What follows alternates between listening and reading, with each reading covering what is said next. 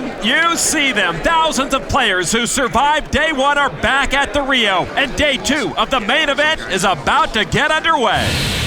Johnny Chan, the master.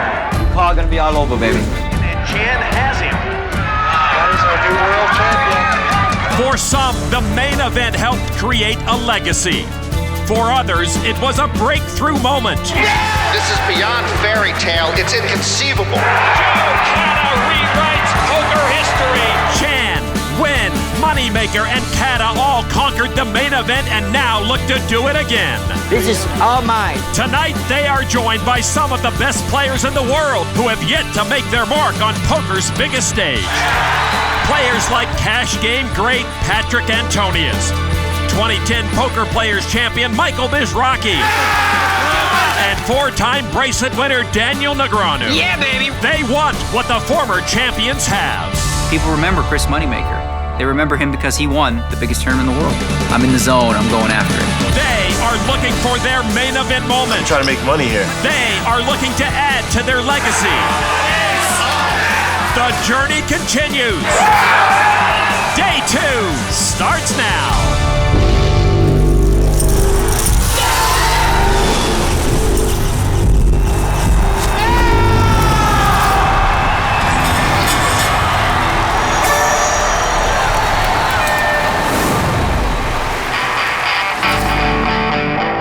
Welcome to the 2010 World Series of Poker presented by Jack Link's Beef Jerky. Let's go. I'm Lon McCarran along with Norman Chad, and the first of two Day 2 main event sessions is about to get underway. Day 2, baby. And the field is filled with some of the game's top pros, You always got all the chips, huh, Eli? along with those who have left an impression on past main events. Everybody here can double me up. 9 former champions eye a return to the final table, Good luck today. including Joe Kata, who hopes to go back-to-back. Time for day 2. While the last man to do so, Johnny Chan, comes in as one of the chip leaders. Y'all sleep good last night? And Norman, try to contain yourself because at table 2 is none other than Patrik Antonius. I'm wearing some Old Spice today. At our featured table is Daniel Negreanu. Lon, this is Daniel's first day 2 since 2007. He starts under chip average with a little more than 24,000. Which one of you guys is famous? I'm pretty sure it's not me. Everyone knows Daniel. Which one is James Carroll? That's you? Yeah. I heard you're good. I'm supposed to stay away from you. James Carroll is a familiar face. He took many of Phil Hellmuth's chips on their day 1. He's got a pretty good stack, almost 107,000. This time he's sitting to the left of Daniel Negreanu. Action will begin on amateur Adam Fisher, a hedge fund manager from L.A. on the Jack Link's Beef Jerky Pocket Cam Ace-Jack offsuit. He has a law and business degree from Columbia University. That's really overkill. He limps in from under the gun to James Carroll. At this World Series, he's cashed twice, made one final table, and frustrated one poker brat. Days 1A and 1C combined to create this first Day 2 session. Fold it over to Negreanu. Ace-Queen off. Can I see the flop, please? That's a very polite way to check from the big blind. So neither player raising with the big ace. The flop 4-9 queen. Daniel hits top pair. My mother was right, it pays to be polite. Daniel further disguising his hand by checking. Daniel looks like he's in early trap mode. With ace-jack, Fisher bets 600. Fisher in early bluffing mode. Daniel I've changed my mind 4 times. makes a show of the call. He's acting as if he was unsure whether to call. Turn card. Ace is up now for Daniel, and that's bad news for Fisher. That card might change Daniel's mind a 5th time. Daniel with the check mark. He checks. Still in a slow playing trapping mood. And that turn card could spell disaster for Fisher. Fisher is hooked now. He bets 1,200. I don't think the hedge fund manager will be getting those funds back. Negreanu. Make it 4,200. There's the check raise to 4,200. And that check raise announces Daniel to Adam Fisher.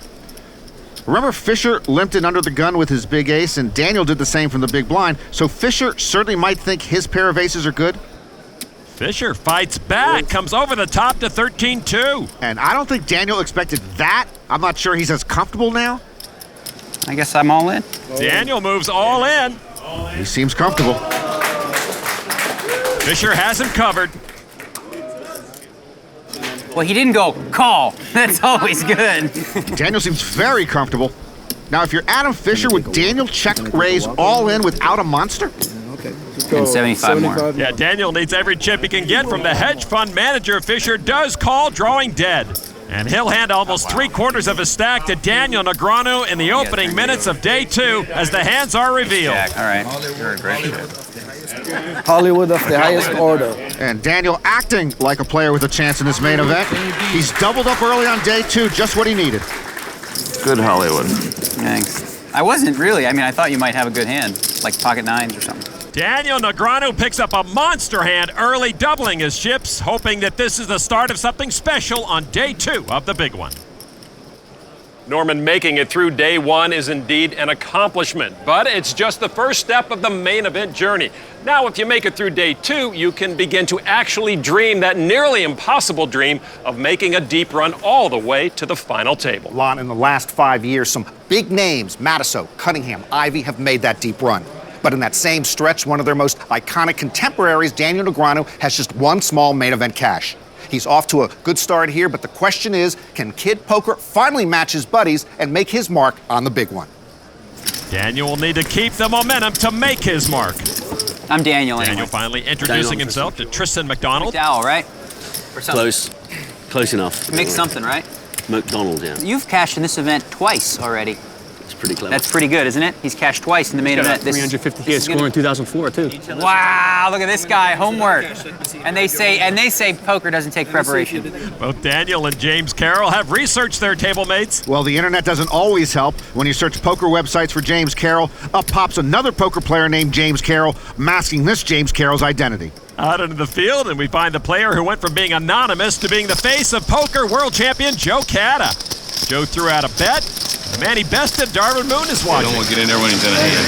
Very polite of Darvin. Doesn't want to disturb Joe until he's able to scoop in the chips. Darvin will be playing on the second day 2 session. How you doing? I saw you had some chips at the end of it. Got lucky. Joe Catta knows lucky. Another Darvin Moon special. Yeah, what you got? 50 and something? No, I got 78. 70, wow. I hit a 3-hour on the guys. That happens. Sometimes it happens at the final table a couple of times for $8.5 million. Catta over 60,000, hoping the Amazon room treats him as well as it did last year. And we welcome you to the Pavilion, which can hold twice as many tables as the Amazon room. There's Billy Kopp, last year's 12th place finisher, who sent his millions of chips to Darvin Moon when he was eliminated. Kopp in a hand right now. His opponent bets $2,500 on the flop, and Kopp folds. The Darvin Moon, Billy Kopp flush over flush hand, one of the most memorable of 2009. Yeah, Kopp was one of the chip leaders last year, but failed to make the final table. There's Dennis Phillips, who was the chip leader going to the final table 2 years ago. Dennis with ace-king is all in. He was called by the pocket jacks of Justin Rollo. Here's the flop now. King, Trey, deuce. So far, so good. King on the flop. Phillips updating the rail. Rollo doesn't want to hear it. Turn card is a 10. Dennis still good. The turn card, no relief to Rollo. He'll need a jack to bust Phillips. The river card is a 6, and Dennis Phillips will double up, but he's still very low on inventory with about 21,000. That's just pure poker and let the cards play what happens. Dennis looking for a third straight deep run in the main event. All right, Norman, we're going to table 2 and Patrik Antonius. I wish I were wearing the good blazer today, Lon. You do have some competition. The ladies out in force here to watch Patrik in a hand against Michael Farrell. Patrik called from the button with 9-5 of hearts after Farrell had raised with ace-king off. Patrik playing rags. The flop is 7-10-10. That misses both. Farrell's ace-king is still best. And he's going to bet it 2,000. Patrik Antonius, 29 years old. Let's see what he looks like when he turns 30. Patrik will hitch on for the ride to the turn. He makes the call. Well, Patrik started with nothing. He still has nothing, so I guess he's calling the bluff the turn. And another 10 changes nothing. Farrell now. Checks this time. Patrik and I go to the same health club. He just works out a few more days a week than I do. Patrik sees an opportunity, reaching for chips, 4,500. He thinks he can pick up the pot. Farrell, ace-king is best, but into the muck they go. Power Poker 101 from Patrik Antonius. Patrik takes the main event rookie down a notch. Do you have quads? No, but he's got some nice quadriceps. Holding kings. Pull up kings? Patrik Antonius muscling up, trying to finally go deep in the main event. Back at Rio, over 5,000 players made it through the day ones. 2,412 returned to play today, while just over 2,700 will play on day 2B. One of the top stacks in the room belongs to the grinder, Michael Mizrachi, who won his first bracelet this year. He's in a hand with amateur Jeff Stevenson. Grinder's made 3 World Series final tables this year and still has the slimmest of chances to become Player of the Year. Grinder at 2,500. Stevenson called. A 9 of clubs. A third club falls on the river. Mizrachi checks. Stevenson checks back and shows ace-king for top pair, top kicker. Grinder shows just an ace. That spot, don't show your hand until he flips his up. Now, one of the other players wanted to know what Grinder was playing in that situation. Grinder down for the day, but his big brother Robert is doing well. He's in a hand right now with Canadian Paul Biggs. He's all in. Biggs all in after the flop. Cool. Biggs the one at risk, and he sees his pair of aces behind the aces up of Robert Mizrachi. Turn card is a jack. Robert's still good. Biggs will need a king, jack, or 6. River is a queen. Robert Mizrachi with the knockout. Robert's also made 3 final tables this year. It's tough to take down Mizrachi's back-to-back. Speaking of back-to-back, two-time champ Johnny Chan is in a hand with Jimmy Johnson. Is this Jimmy Johnson, the football coach? No, but Johnson's all in as ace-king trailing the pocket 9s. Johnson picks up a Broadway draw. Is this Jimmy Johnson, the NASCAR driver? No, it's not. The river card is an ace, and Johnson will win to survive, doubling through Johnny Chan. Chan was one of the top stacks, takes a little hit there. Oh, this is Jimmy Johnson, the Swedish poker pro who won the Unibet Open in Warsaw last year. Yes, that's the one. Chan has lost about 45,000 chips today. Back to Daniel Negreanu, who started well, but he's no Johnny Chan in the main event. Daniel has not made it out of day 2 since 06. What's your worst ever bad beat? First one that springs to mind. The 2001 main event, I was chip leader with 12 to play. I came 12th. Well, actually, Daniel came in 11th that year, and ever since then, the main event has been nothing but a house of horrors for kid poker. The main event is something I always wanted to win when I first started playing poker and always thought I would, but in the last few years I felt like maybe I couldn't. Daniel Negreanu has been knocked out of this main event. One reason is because I don't really care to last. I'm trying to win. I'm usually going to go full head of steam and try to win the thing from hand number 1. Daniel Negreanu has been knocked out. It's rare that that's going to work out. Oh, brother, that sucked. Also the fact that, the whole World Series, it's a grind. By the time the main event rolls around, sometimes I'm a little bit out of gas.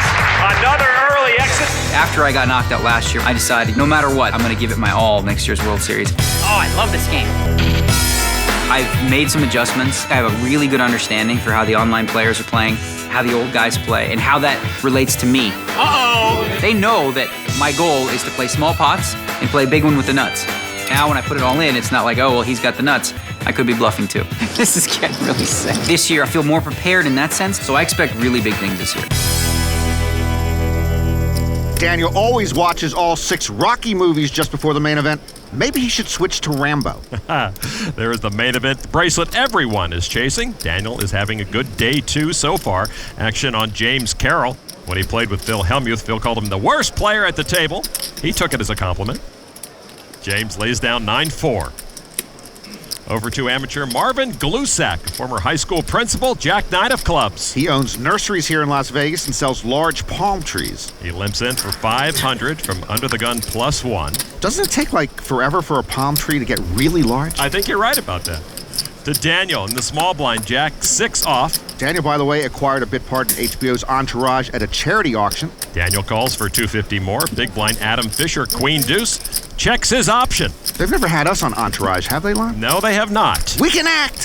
The flop, 10 deuce 7. Fisher with a pair of deuces. Glusak with a gut shot straight draw. Negreanu missed. And he checks. Do you have to water a palm tree, or does it grow naturally? It doesn't use a lot of water, I don't think. Adam and Marvin in this pot. Fisher checks his pair of deuces. Glusak now. And he checks as well. They'll see a free turn card. 6 of hearts. Negreanu takes the lead, pairing his 6. And now Daniel wants to bet 900. Daniel decides he might have the best hand, and he does. Fisher gets out of the way. Glusak calls. Glusak with the Patrik Antonius move, calling with nothing to bluff the river. And the river card is another 10. Daniel has 2 pair and the check mark. Daniel checks. Here he comes. You're right. Marvin's bluffing at it with 1,300. What are you doing, Marvin? Check the flop, and you just call turn. Now you like the 10 all of a sudden? Doesn't make a lot of sense, Marvin. Daniel says he's got old guys figured out. Marvin is the oldest guy at this table at 69. Tricky Marvin. Tricky Marvin trying to bluff chatty Daniel. Daniel is befuddled. Okay, Marvin. You got it. And he folds. The old-timer got frisky with Squadouche and took Kit Poker out to the woodshed. Nice sales job by Marvin. Tricky Marvin. Perhaps Daniel overthought that and gave the amateur too much credit there. It's a small step backwards for Negreanu. And he taps out, "We will rock you" with his chips, and hoping to do just that to this table. We head over to table 2. Woo-hoo. And the women are still swarming Patrik Antonius. Ooh. He has been unstoppable today. Hey. And in a hand now with Chuck Karuzovich, who bet with an open-ended straight draw. He's heads up with Antonius, who called with a gut shot. Turn card gives Antonius top pair, Karuzovich a flush draw. Patrik checks it. Patrik, a couple of final tables and 12 World Series cashes, but no bracelet yet. Karuzovich bets 3,100. Betting on the draw. Patrik check calls. Here's the river card. It's another 6. Patrik with kings up has the check mark. And he checks again. Karuzovich missed his draws. Same bet. He says same bet, 3,100. Patrik calls right away. And now he owns a few more chips. I could watch him stack chips all day. He's been doing quite a bit of that. He has almost doubled up here on day 2. Patrik, of course, loves to play the high stakes. Out in the field, another gambling man, Ted Forrest, who is one of the best prop bettors in the world. He, of course, has a big weight loss bet with Mike Matasso. Lon, what happened to all his chips? I gotta imagine he's very hungry, Norman. You still got that weight limit on? Right now I'm 150, 139.9 legs. Boy, he's got to lose 10 more pounds. Chances I win the bet, 99.9. Chances Mike the Mouth doesn't pay up, 99.9. Prop bettors are everywhere. We saw Durr having to wear a Peter Jetton button on day 1. Aaron O'Rourke, a friend of theirs, now has one. Meanwhile, the real Peter Jetton is all in. His aces leading the kings of Jeff Ulrich. Jack on the turn. That's a good card. Jetton likes that. Only a king would knock out Peter Jetton. River card is an ace, and that seals the deal. Peter Jetton with a double up. You know, at first I thought that was a picture of me hugging Peter Jetton on that button, but then I realized there were no cameras around for that. To Eric Seidel, who you remember is a pretty good game player. He won the boots off an opponent playing backgammon. He's got Troy Murphy at risk and dominated. Murphy hoping his king 9 can come from behind. Murphy picks up an and down straight draw. Frankly, I think Seidel cares more about the roasted butternut squash than the flop. A 4 of diamonds changes nothing. Boy, if Murphy hits the river, I hope Seidel doesn't do a spit take. Nope, another ace on the river, and Seidel wins it to knock out Troy Murphy. Now he's talking with his mouth full. Who raised this guy? Seidel with a few more chips to work with. How do you call it all in the food in your mouth? That's rude. Hey, Eric, I think there's some cauliflower on your cheek. Seidel, of course, discovered poker through his backgammon playing buddies. Then there is Jeff Sauer, a child chess prodigy who just recently found poker. When Jeff was 8 years old, he won the under-10 World Youth Chess Championship. Jeff wins a pop there. And at age 8, he was a chess commentator for PBS. People thought he was going to be better than Bobby Fischer, but shortly after that, Jeff stopped playing chess competitively. With almost 40,000 chips, a pretty good main event debut for Jeff Sauer. All right, let's get back to the feature table. Wait a minute, why can't we go back to Patrik at table 2? We'll get there, don't worry. Here's Daniel, who's watching on as Marvin Glusak picks up another pot. Go Marvin. I got one rooter right there. Who's your rooter? You? Why are you rooting for Marvin? I think he's adorable. I think he's Wilford Brimley's younger brother. All right, action folds around to Daniel Negreanu in late position. Queen Jack offsuit. Daniel arguably is the most public poker pro. He blogs constantly. I know more about his private life than I do mine. From the hijack seat, Daniel raises to 1175. Glusak in the small blind folds. When you sell a palm tree, aren't they tough to transport? Tony Utnich in the big blind with pocket 7s.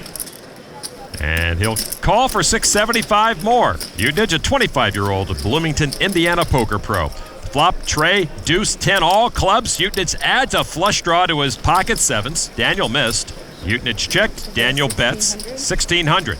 Daniel's going to try to steal it. Maybe Utnich will check raise here, huh? Nope, just a call. Just a thought. Turn card now. is a 9. Utenich pocket sevens hold up. Daniel still trails, but now with an up and down straight draw and a couple of overcards. Utenich is another product of the moneymaker effect. He's got a couple of World Series cashes. He's being cautious with the pocket sevens. He checks. I check. Daniel shuts down Operation Swagglefus. River card is a king, and Daniel rivers his king high straight. Utenich wisely checks this time. Well, it's been a long time since Daniel's seen sunshine at the main event. This looks like sunshine. How much will Daniel bet? 4,500. Utenich can't beat much. But he calls. Straight. And Utenich will hand over his chips. Daniel's only cashed once in the last 8 main events. Things are looking good in 2010. Thank you. You're the best, Daniel. Yeah, nice when you catch. Daniel is catching and chipping up here at the main event. Welcome back to the Rio and day 2 of the main event. At our featured table, Daniel's day has gone well, and he is in a chatty mood tonight. Jacksonville, Florida. Originally from Illinois. You like long walks on the beach? Daniel talking to Kristen Budrick. And chihuahuas. I have a chihuahua. Yeah, I've seen my Mushu. I once asked a woman if she wanted to see my Mushu. I got slapped with a restraining order. Hey. Yeah, this boy's cute. We should find a good picture. I always carry around a picture of my dog, Sapphire. Boy, she loves me. He's cute. Dogs aren't too picky. Good for you. Daniel continuing to talk with his table mates. He says any information you have about your opponents is good information, and it's working well for Daniel. Action is on Tony Utenich, who dropped out of the Indiana University School of Business and turned to poker full-time. Jack 10 of clubs. He raises to 1,200. Daniel sometimes reads opponents by what they wear. He says if they're clean-shaven and dress well, they lean towards tight. If they've got a stained shirt and uncombed hair, they tend to be more loose and unpredictable. In the small blind, Daniel looks down a King-Jack offsuit. Daniel dresses well, hair is combed. By his standards, he's tight. Maybe the goatee makes him a bit loose. For $950, he makes the call to the big blind. Rasmus Edenfall, 22 years old from Sweden with ace-queen off, and he calls as well. How does Daniel read guys who don't even shave yet? All right, here we go to the flop. 3 players. It is queen, 10, 5, 2 spades. Edenfall has top pair. Negreanu with an up and down straight draw. Utenich, pair of 10s. Negreanu checks. They all check. Well, I'm surprised they all checked, and Edenfall's slow playing his top pair, top kicker. It's an 8 of hearts. Negreanu gets no help. Edenfall's pair of queens still lead. Daniel now bets 2,200. Daniel didn't bet his draw on the flop and now decides to bet? Edenfall now with the best hand. 6,000. And a raise to 6,000. Utenich says no thanks. Well, as it turns out, Edenfall was trapping. See, Daniel doesn't have a good read on him, hair-wise, clothes-wise, and otherwise. Daniel thinking heavily about this. He makes the call for 3,800. Daniel needs help unless he's going to try to buy it on the river. And so let's see the river. Daniel pairs his king and gets the check mark. And he's going to bet it 3,600. That bet confounds me. Now, I've got a stain on my shirt, so I don't think real good. I think it confounds Edenfall, too. Edenfall makes the call. King.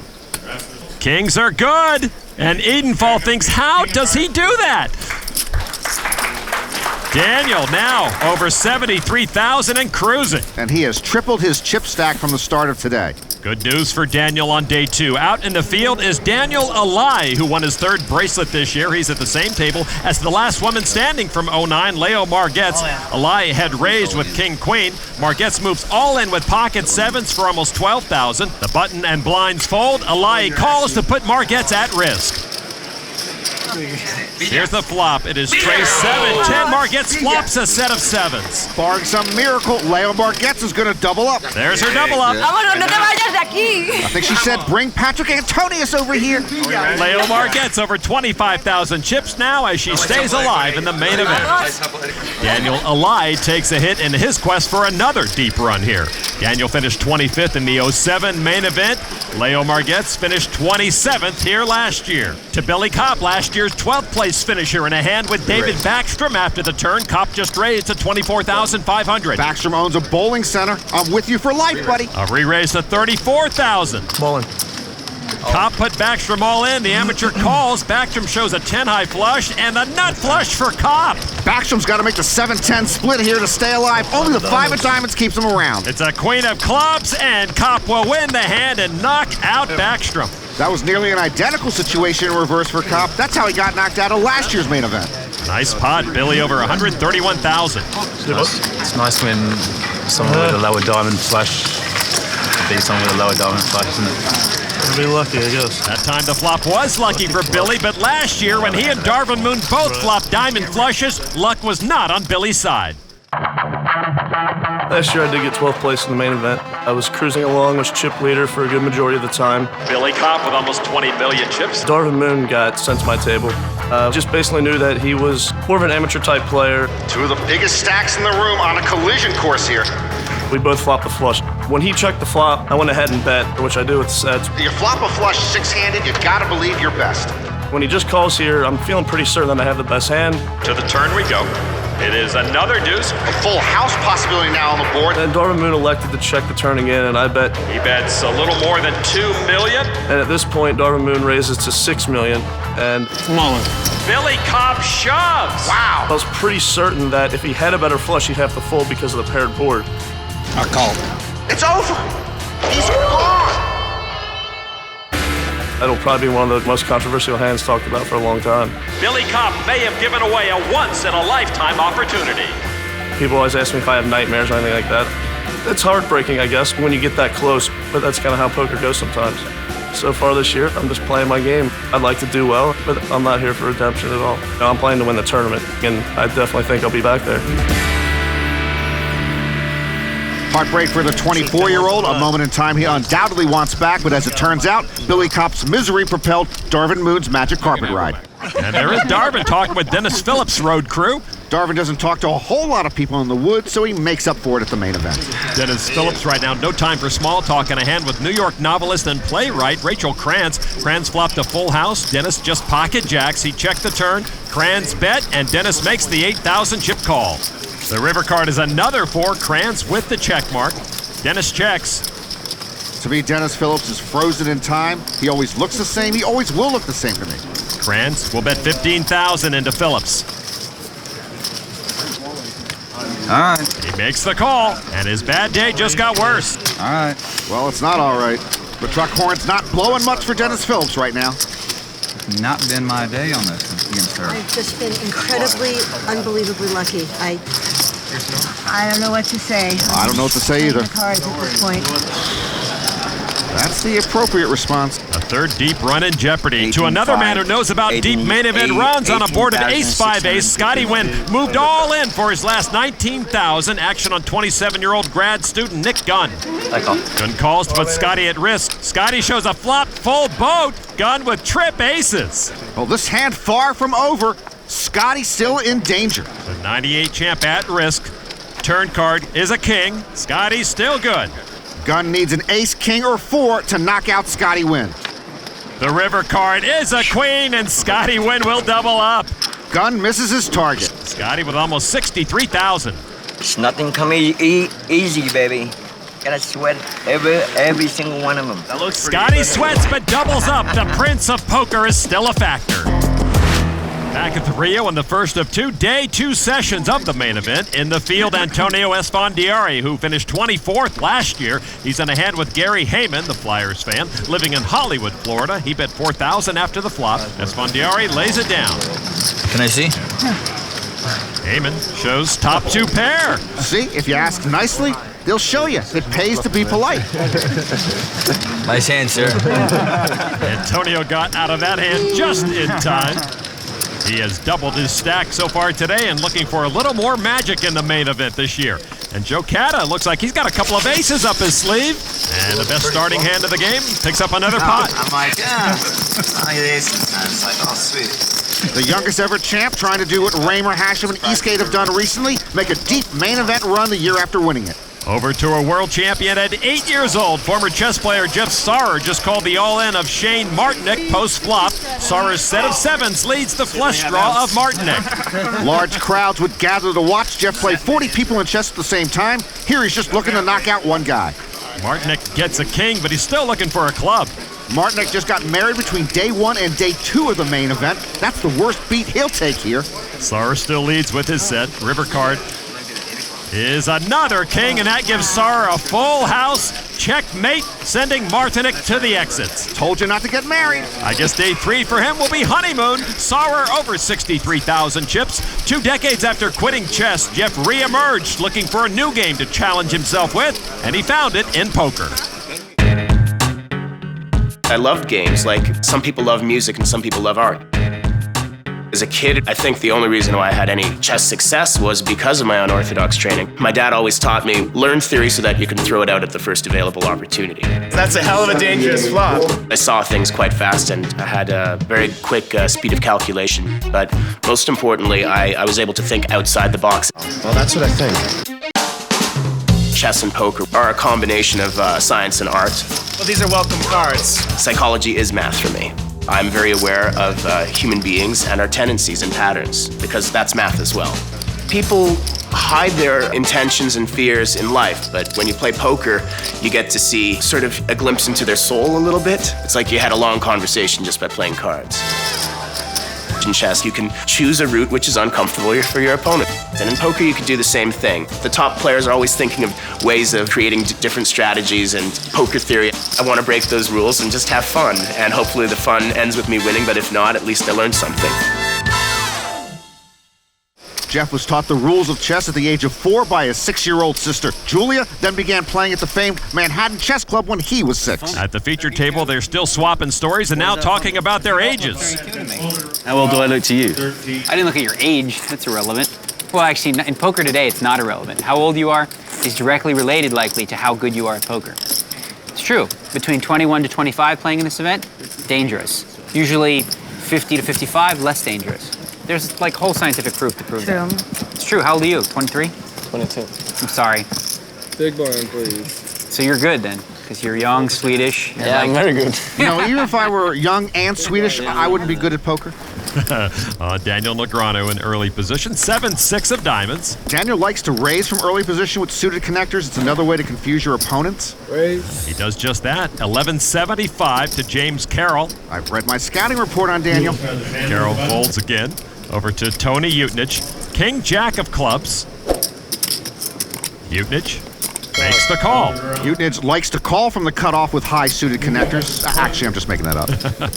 It is folded over to Tristan McDonald in the big blind with pocket tens. As Daniel mentioned earlier, McDonald with 2 main event cashes, 44th in 2002, 212th in 07. 38-year-old investment banker raises to 4,600, and Daniel will make the call. Well, that was a serious re-raise. Daniel going to come along with the connectors. Utnich calls as well. So McDonald built a nice pot with 2 others, and they will see a flop. Ace, deuce, queen, 2 clubs. McDonald's pocket tens are best. Utnich with straight and flush draws. Negreanu whiffed. McDonald checked. Daniel bet 6,500 with his 1% hand. Daniel definitely in a mixing it up mode. Utnich with a nut flush draw and Broadway draw makes the call. To McDonald now, and he'll lay down the tens. That's the best hand, but I would have laid it down too. Negreanu and Utnich heads up. Daniel has a better chance now with McDonald out. 8 of spades on the turn. Utnich has a better no pair than Daniel. Daniel, though, reaching again. This time, 13,500. Huge bluff from Daniel. He's now at knee deep, and he's not that tall. Remember, we heard Daniel talk earlier about trying to do the opposite of your image? I don't think Utnich can lay down this draw. In fact, if he had a great read on Daniel, he'd raise right now with his huge draw. But Utnich makes the call with those draws. Daniel doesn't like to see that. And the river card tray of clubs, Utnich hits his flush. Daniel now checks. Well, if the river was a blank, we'll never know if Daniel could have won the pot by firing again. Probably. It ended up being costly. Come on. He tries to put Daniel all in. Okay, I'll make one of my fancy guesses and say that you have the 10 of clubs in your hand, as well as the jack of clubs in your hand. Not a bad guess. Which I can't beat. So, on that note, I have to fold. And Tony Utnich will take that nice pot. Can't wait to see if you had 10 jack of clubs. I didn't have 10 jack of clubs. Oh, you didn't have 10 jack of clubs? Despite the excellent read, Daniel gave up a third of his stack. He is leaking chips and dangerously close to going down a slippery slope. Back at the feature table here at the Rio, we just saw Daniel Negreanu lose a good portion of his stack, and he may find trouble again. He raised pre-flop with pocket tens and was called by Rasmus Edenfall's aces, Pierre Bunara with deuces in the small blind, and Tristan McDonald with jack tray. What's he doing in the hand? Here's the flop. 10-4-6, a thing of beauty for Daniel. He hits his set, and that sound you heard was the aces of Edenfall cracking. Yeah, Edenfall slow played those aces, and he will now pay the price. Bunara and McDonald check. Daniel does as well. Daniel slow plays his set against an unthreatening board. Edenfall will bet his aces 3,500. Edenfall now makes his move, and it is too late. Bunara lays down, as does McDonald. The shoe clerks and crumb bums get out of the way. Daniel now just calls. Negreanu sitting pretty. Edenfall sitting precariously. Turn card now. 8 of clubs, leaving Edenfall with minimal outs. Negreanu checks again. Daniel still sits on it. Edenfall only has 10,000 left, and it's all in the middle now. Mission accomplished for Daniel Negreanu. Daniel played it perfectly to this point. He calls to put Edenfall at risk. And Daniel in good shape to take all of Edenfall's chips. Indeed, an ace and an ace only, or the 22-year-old Swede is eliminated. River card is a jack, and that will do it. Negreanu wins. Rasmus Edenfall knocked out holding pocket aces. Well, that goes against Daniel's age theory as we lose the youngster. A shot in the arm just in time for Daniel Negreanu, as he hopes for another deep run here, as he had at the World Series of Poker Europe Main Event, finishing second to that man, Barry Schulman. Schulman in a hand with Nate Lindsay. Lindsay bet, Barry raised, Lindsay folded. Barry having a good day here, trying to hold both World Series Main Event titles at the same time. And it is a Schulman family affair here. All in, no call. That's Barry's wife, Alan Schulman. The year of the Schulman sequel still could be a hit. Everywhere you look, there's a Schulman or a Mizrachi. Or an Esfandiari. He gives the best massages here for sure. Pasha Esfandiari, brother of Antonio, getting a massage from their dad, Bijan. The massage industry really could use some fresh blood. To brother Antonio, who spells his last name with an I because he says it looks better. You want me to call? Ricardo Tombini just shoved on Antonio. I'll do whatever you want me to do. Tombini doesn't speak much English. You want me to call? Tombini thinks Antonio is asking him if his headband looks crooked. Antonio folds. Nice answer. I believe you, so if you really want to call, I can't call, right? Game theory would dictate. Tombini should call his embassy to see if they can get Antonio to stop talking. Antonio folds that hand, but still up for the day. The Esfandiaris are not the only brothers out there, of course. The Mizrachi brothers are hanging in there. Robert doing well, up to $245,000, while brother Michael is in a hand right now with retired fire captain Steve Genovese, who moved all in on the river for his last $5,500. The grinder's thinking about it. I know he's got quads. And makes the call. Genovese shows ace high. The grinder has a flush, and Genovese is gone. Report to the rail. Michael had one of the bigger stacks in the room, but he has been in a free fall. He's hoping that will get him back on track. One player who has been trending in the right direction all day is Patrik Antonius. The more pots he wins, the more ladies are there to admire the former model. They're not here for his chips, Lon. But he has doubled those chips, and that's putting Patrik on everyone's mind. Unbelievable. Now he has the multicolored fortress. Yes, he does. Yes, he does. Even more intimidating, like we're not already intimidated. It's time for the Jack Link's Beef Jerky wild card hand, and nobody at this table can seem to figure out Patrik. And Norman, it's your chance now to see if you can get into Antonius's head. Watch and learn, Lon. Patrik has a wild card hand. He raises to 2,000. He's like Daniel. He's going to play suited connectors here, 7-6. Denny Walters on the button, a high school wrestling coach from Oregon with pocket jacks. Raise them. Nope, just a call. I know you hate that call, Lon. Who can win with jacks? The flop, 10 king tray. Walters sees one overcard. Jack schmacks. Antonius first to act, goes with 4,000. It's not 7-6 then. I think it's ace king. Walters won't be bullied. He makes the call. I don't like calling with jacks. It's a recipe to a bad meal. A queen on the turn. Walters with an up and down straight draw. Patrik has chips, 9,000.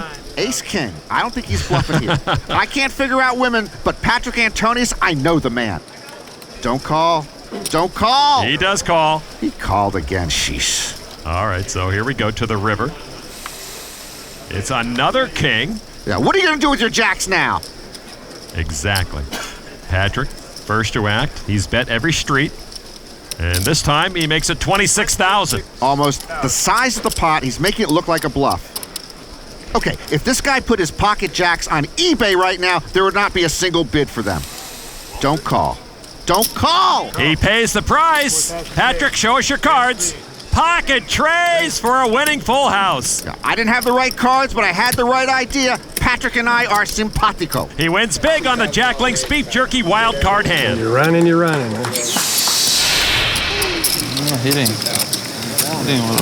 Hitting on all cylinders. Don't call! Antonius up to over 180,000 now.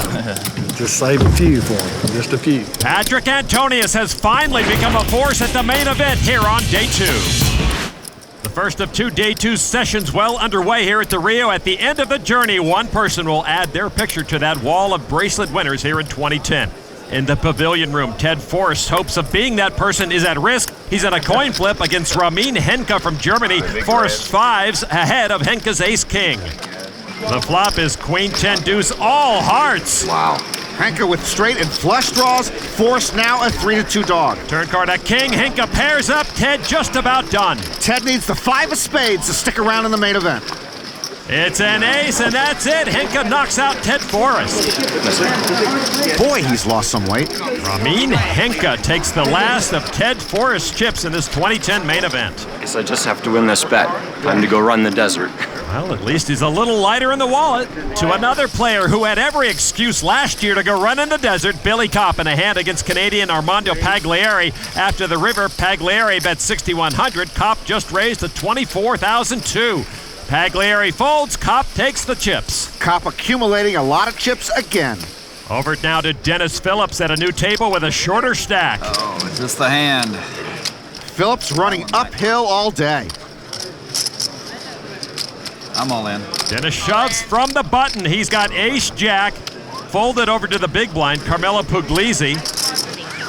He calls with pocket 7s. Phillips at risk. This is Phillips' 3rd main event, and he's gone deep in the other 2. Right now, he's in danger of going out on day 2.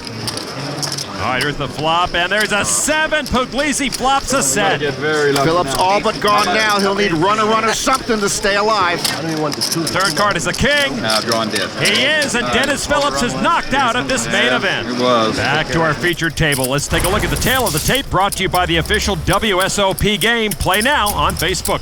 Daniel's voluntary hands are 32% compared to the 23% table average. So he's been active today, and he's been a little more aggressive than the rest of the table. It adds up to a win percentage of 18, which is pretty good, and that's why Daniel has 56,000 chips after starting the day with 24,000. Under the gun, on the Jack Link's Beef Jerky pocket cam, James Carroll with 10-7, and he folds again to Marvin Glusak. And I'm sorry, Marvin, you have pocket jacks. Well, you either raise with pocket jacks or you use them as coasters at your next Tupperware party. Glusak raised to 1,500. He's very short-stacked. Boy, there are so many hands I hate, Lon. By the way, speaking of weight bets, a few years back, Daniel laid Ted Forrest 20-1 that he, Daniel, would never weigh as much as 170 pounds. When could Daniel collect on that? Exactly. King 9 of hearts for Daniel in the big blind. No tricks this time. No, yeah, you don't have much to make trick to do tricks with. I'm just gonna call and see what happens. All right, Daniel will see the flop with Marvin, who has only about 3,000 behind. All right, the flop, 9-8 king. Daniel a top 2. Check. And he checks. Marvin moves all in. Daniel calls. Marvin Glusak at risk. Negreanu trying to continue a very good day 2 here by punching out the man who grows palm trees. Turn card now. Deuce of clubs, no help to Marvin. Glusak has to have a jack. The river card is a 7, and Daniel Negreanu knocks off Marvin Glusak. Pocket jacks, the last hand he sees at the main event this year. Well, this is fun. Day 2. So far, day 2 has been good to Daniel. He has chipped up and hopes to finally make that deep run. Welcome once again to the Rio in the 2010 World Series of Poker presented by Jack Link's Beef Jerky. I'm Lon McCarran with Norman Chad, and we are set to rejoin the first day 2 session of the main event. And at the featured table, once again, we find 4-time bracelet winner Daniel Negreanu. Hungry for success at the main event, 11th in 2001, nowhere close since. So you said you're Irish, right? Daniel asking Tristan McDonald about his heritage. Scottish. Scott, wasn't Actually, that the same thing? I'm English. But, Which one is it? I got a Scottish name. Irish, Scottish, or English? It depends, you know. Where were you born? I was born in London. Are you English or French? Neither. Romanian. All right. Very typical Romanian name. Sounds French, but it's not. Also Canadian. I figured it was French, but Born in Canada. Eh? What kind of name is McCarran? Scottish, English, and Romanian, I'm told. On the Jack Link's Beef Jerky Pocket Cam, Tony Utnich with pocket eights. One day, Tony was wrestling with his brother and broke an ankle, which led him to hold him. When your body breaks down, we gladly accept you in poker. Tony raised the 1,400. The blinds at 3 and 600. Action on Daniel Negreanu in the big blind. Ace-5 off. In Deal Me In, the book Phil Hellmuth published about 20 poker champions, Daniel talks about how he's been people watching since he was 5 years old. Utnich and Daniel heads up. Tray 4 deuce. Daniel flops the wheel. Negreanu first to act, and he checks.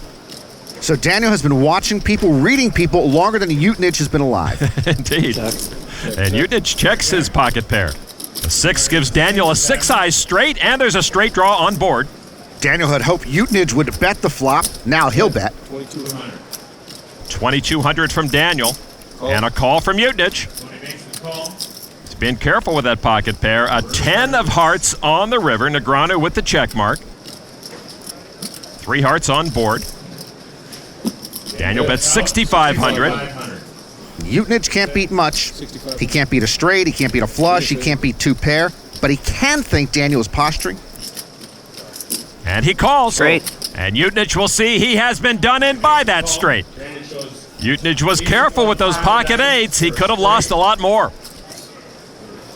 Nice flop. Yeah. Daniel builds entire days around seeing nice flops. So the 25-year-old Utnich gives up a few chips to Negreanu, who continues a successful visit to the featured table. He's over 77,000 now. Things certainly going his way here on day 2. Norman, if day 1 is about survival, then day 2 is about building momentum and building your chip stack. So far today, several players have been doing just that, including the man at the featured table and that other man you love to love. Lon, Daniel Negreanu has a lot going for him. 4 bracelets, business savvy, a winning personality. And if you want to know what Patrik Antonius has going for him, just look at that hunk of manhood. I'm sorry, where was I? Oh, who cares? Let's just get out to table 2. A note for you just came to the booth, Norman, from Patrick. Surprise, a restraining order. Patrick with pocket eights just saw Mark Smith move all in with ace-jack of clubs. Patrick needs 8,000 to call. He does. Couldn't even give me a wild. I got a call, you know. Couldn't give me a pass. I have to try. Antonius, 12 World Series cashes, 2 final tables, but no bracelet. Patrick. Smith, 58 from Kentucky, plays poker full-time. We'll see. Huh? It's not up to me. Smith once was in the funeral business. He naturally transitioned into poker. The flop with Smith at risk. Tray 7-7. Patrick ahead with the 8 still. Smith has 4 World Series of Poker circuit rings. River card is a jack, and Smith now has the lead. And now Patrick can only knock out Mark Smith with a river 8. The river card is a 6, and Mark Smith will double up to almost 24,000. Thank you, sir. Good catch. You had the good hand. Hey, don't touch my guy. Patrick has been owning that table too, still doing quite well with over 140,000. All right, let's go out into the field and check in on one of the chip leaders at the start of day 2, Johnny Chan. He's in a hand with last year's 40K champ, Vitaly Lunkin, who just bet 3,000 on the turn. Broadway draw on board. Chan went 15 straight years without cashing in the main event before finishing 329th in 2008. Johnny Chan will lay the hand down, and Vitaly Lunkin will take that pot. Lunkin was a strong candidate for Player of the Year last year, but came up just short. Johnny doesn't seem too upset at the moment. Kesha always helps. Chan, of course, the last to repeat as main event champion. Joe Cata, the only one with a chance to match that feat. He just put out a raise pre-flop against Thomas Skerzic. Skerzic re-raised the champ to 5,900. Cata says last year he played some of his best poker ever over the 8 days of the main event leading to the final table. Right now trying to figure out Thomas Skerzic. Cata moves all in. I guess he figured him out. Skerzic quickly folds. Cata will take that pot. He's down a little bit on the day, but still with almost 60,000 chips on day 2. He's the champ. Let's go catch up on another main event champ. I hope I can double you up, all right, baby? 98 world champ Scotty Wynn just raised poker blogger Gary Gates. Gates re-raises all in. Good luck, baby. I wonder if Scotty calls babies baby. Scotty made the call with pocket fours against Gates' king 9. Gates the one at risk. The flop now. Deuce, trey, Scotty's pocket pair holding up. Turn card is a 5. Gates needs a king or a 9. River card is a 10, and Scotty's 2 pair will win the hand. And Gates misses and will go blog about his own elimination. Good luck. That's all right. You get it. I think Scotty owed him another baby. Day 2 has been very kind to Scotty Wynn, starting at 31,000 up to over 122,000. To the 03 main event champ Chris Moneymaker, looking tired and maybe a little frustrated. He's in a pot right now with Brian Pellegrino. We're on the river. Moneymaker put out a bet of 8,100. Action to Pellegrino, who's been thinking for over 5 minutes now. You're gonna run out of tape before long. I switched once. All right. You all right? Geez, I didn't know our cameramen could talk. I mean, they're allowed to speak. I just didn't think they knew how. Sorry, man. I never called the clock on anybody. I'm gonna have to call the clock. Moneymaker's had enough. I've been called. I went all in. You went all in? Yeah, I thought you've been thinking this whole time. Oh my. Action was on Chris. I never heard it all in. I thought I've been like wanting to call the clock on you because you've been sitting there pacing, putting your feet up, I never heard it all in either. moving your chips around. I'm sorry. Yeah. Well, at what point did you move all in? Pretty quickly, about 5 minutes ago. Remember in 03 when Christian realizes his turn to act against Johnny Chan and Howard Lederer? I'm sitting here waiting on him. Nobody knew it was Chris's turn to act this time. I didn't want to call the clock on you because I felt it. Well, this would be for all of Moneymaker's chips. Oh, if you got lucky, you got lucky. Chris calls all in. Pellegrino mucks instantly. Chris shows 2 pair. Well, for Chris Moneymaker, it was worth the wait. Indeed, he's at 121,000 now, but he's still rather puzzled by that whole situation. But one thing's for sure, the 03 champ still very much alive in the main event. Back at the Rio in the 2010 main event, 7,319 began. Almost $9 million will be awarded to the last one standing. Barry Schulman was the last one standing at the 09 World Series of Poker Europe main event. Barry bet the flop against Daryl Tenholder. And Tenholder will fold. I guess he wasn't holding tens. Oh, my goodness. Barry, of course, the father of 09 November 9er Jeff Schulman, who's also still alive in this main event. He'll play on day 2B. The family connection all through the Rio. There's Pasha Esfandiari in his 4th main event, so he folds there. Perk up, Pasha. His brother's chip stack has been moving in the wrong direction. Antonio is all in with ace-king against the ace-queen of Dustin Pattinson. Small black card, please, Gary. Turn card is an 8. Good card. Actually, that 8 means if the board pairs again, there will be a split pot. And if a queen hits the river, Antonio will be gone. Garrett. No queen. The river card. No queen, but another 4, and they'll chop it. Half a pot is better than no pot, Antonio. Antonio will stick around. I guess it's better than a queen. I take this back, right? Nice hand, sir. Nice hand, sir, means you took half my chips. Over to another part of a brother combo. Robert Mizraki in a hand with Jason Lester right now. Lester 4th at the 03 main event, Moneymaker's year. Robert puts out 16,000. Couple of bracelet winners squaring off. Lester makes the call. And Jason Lester turns over king-queen for 2 pair. Maybe the Mizraki dynasty is teetering. Robert still has about 225,000 to Robert's younger brother Michael, who's trying to come from behind to eliminate Brad Hood. Hood flopped a pair of kings and shoved Grinder call with a pair of 6s. The turn was an ace. The river is another ace. And Hood will double up.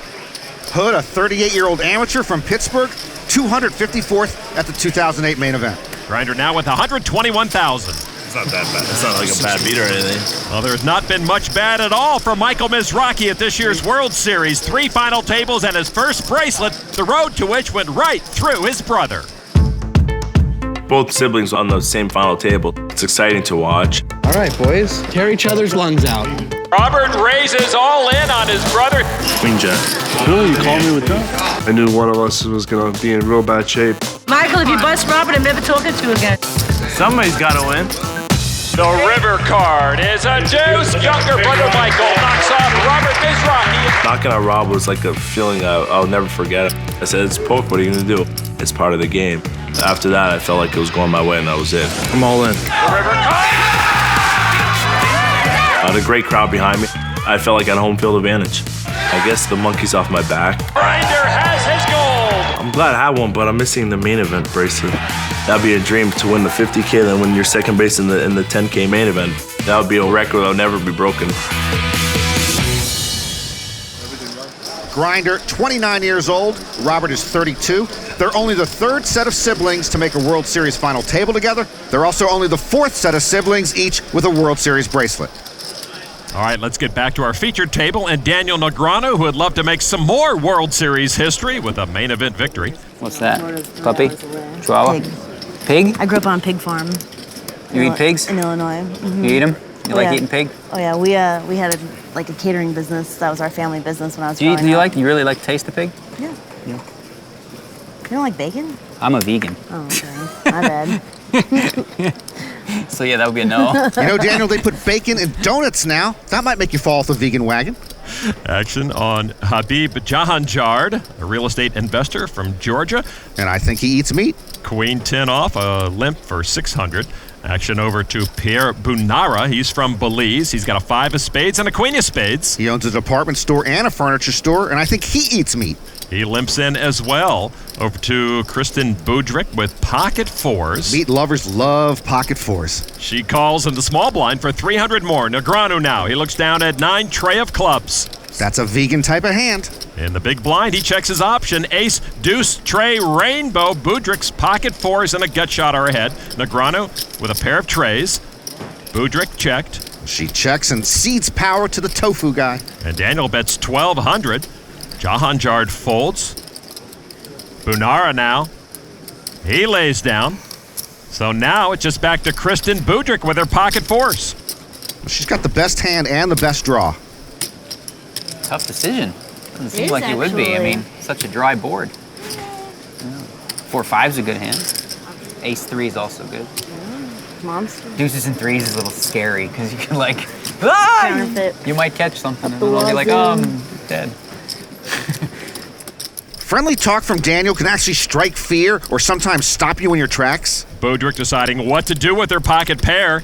Daniel gets her to lay down the better hand. And Daniel will stack the chips. Someone's very happy about that. Daniel has a lot to be happy about. He's making the right plays at the right time, and it's paying off. Daniel over 80,000 now.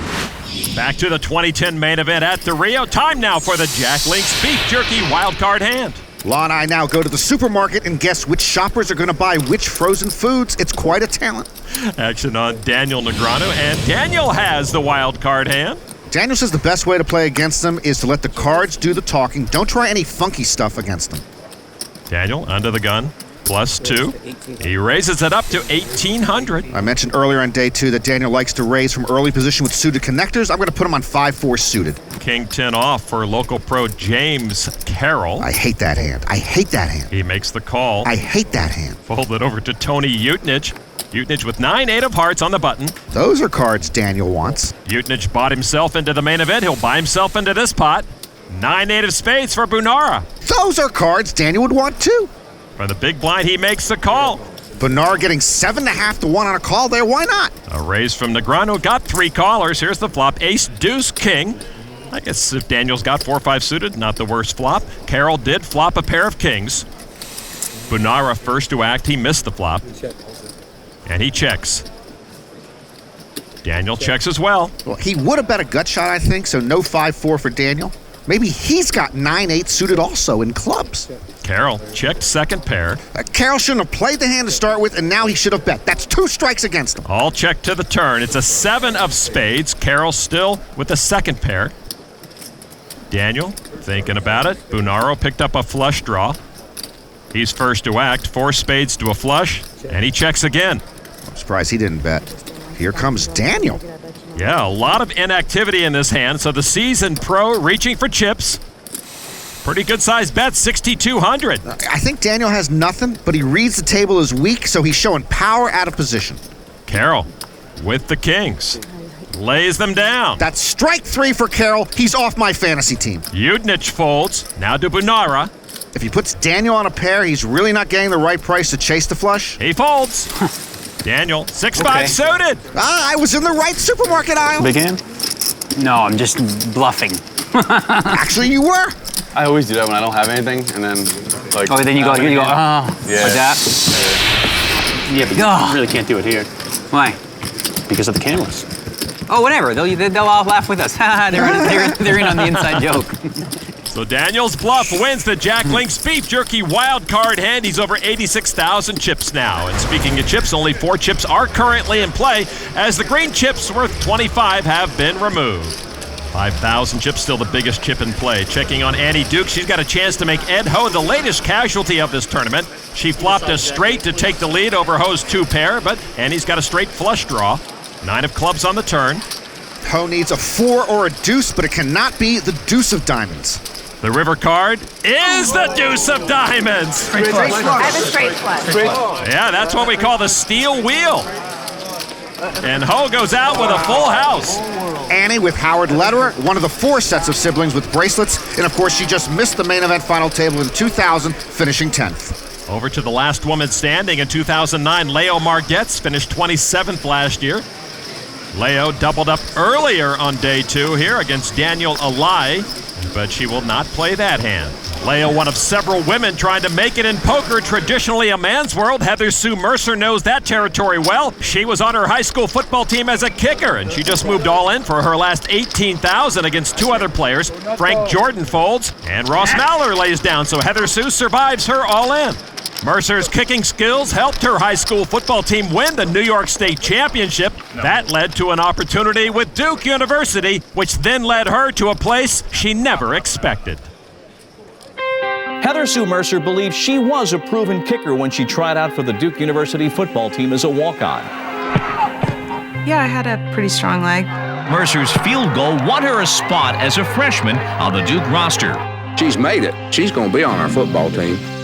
But then I was told I wouldn't be given a uniform and I couldn't be anywhere near the sidelines. I wrote a letter to the coach requesting to be reconsidered. Her leg strength is minimal, really not this level of football. That was really the point that it truly hit me. I couldn't convince them to see me as an athlete rather than just a female. So I made the gut-wrenching decision to file a suit. The Duke attorneys literally got up and said, yes, we discriminated against her, but we didn't break the law. We never had to let her try out in the first place because it's a contact sport. They found that I was discriminated against on the basis of my gender. It's a landmark case. Law students study it. They actually write papers about me. It's so bizarre. It's good to know that if you've gone through something like that, it hasn't been totally in vain. I made a difference in the lives of other girls, so makes it easier. A jury awarded her $2 million, but Mercer never received money because the Supreme Court ruled in another matter that Title IX cases weren't eligible for punitive damages. Mercer now owns a bakery in New York City. Back at table 2, Patrik Antonius again jousting with Mark Smith. Smith with king-queen off raised. Antonius called with queen-5 of clubs. The flop is king-5-5. Antonius with trip 5s while Smith hits top pair. Yeah, best case scenario for Patrik because Mark Smith got a piece of that flop. Antonius checked. Smith with his kings up, bets 2,100. Patrik an online savant, but he ignores stats completely, doesn't even use Poker Tracker. And a check raised to 5,000 and a quick call from Smith. Smith's a good player, but why would you want to play a big pot against the best player at the table, unless you have a monster? A 9 of hearts on the turn. Patrik still ahead. Patrik lost $3 million in a 10-day stretch last year and still was online poker's biggest winner in 2009, $9 million. Antonius bet 6,000 this time. Smith with a quick call. River card is an 8. Patrik with the check mark. And he can finish Smith off here. Smith down to about 15 big blinds. Patrik bets him all in, and Smith calls. 5. And that will be the end of Mark Smith's main event. Good answer. I wonder if I can take his seat. Patrik now with nearly $175,000. He's confident and in control, but how far will that take him? Place grinder in a hand right now with James Yoon. River card is out. Yoon bets $16,005. Grinder appears to be on the fence, whether to call or not. Yoon, a 23-year-old pro and a Dartmouth grad. Mizrachi makes the call. Yoon turns over Jack 10 of spades for a rivered flush. Grinder had chips to spare. Grinder well above chip average to another one of his 50K final table mates, Daniel Alai, who was all in with ace-deuce suited. His opponent, Martin Kirkaby, has pocket eights. Here's the flop. It is ace-8-9. Kirkaby with a set of eights to all but end it. Alai has had a terrific World Series, but you should never go all in while getting a massage. Turn card is a 6, and Kirkaby has Alai drawing dead and eliminated. Well, $10,000 to buy in for the main event, plus he has to pay for the massage. They're not free. So Kirkaby from Denmark takes the last of the 3-time bracelet winner's chips. And apparently Daniel Alai has to go to an ATM. So sad. Over to the 08 50K horse champ, Scotty Wynn, who's taken a bit of a hit since we saw him earlier. He's in a hand with Joe Navron. Scotty bet $5,000 on the flop.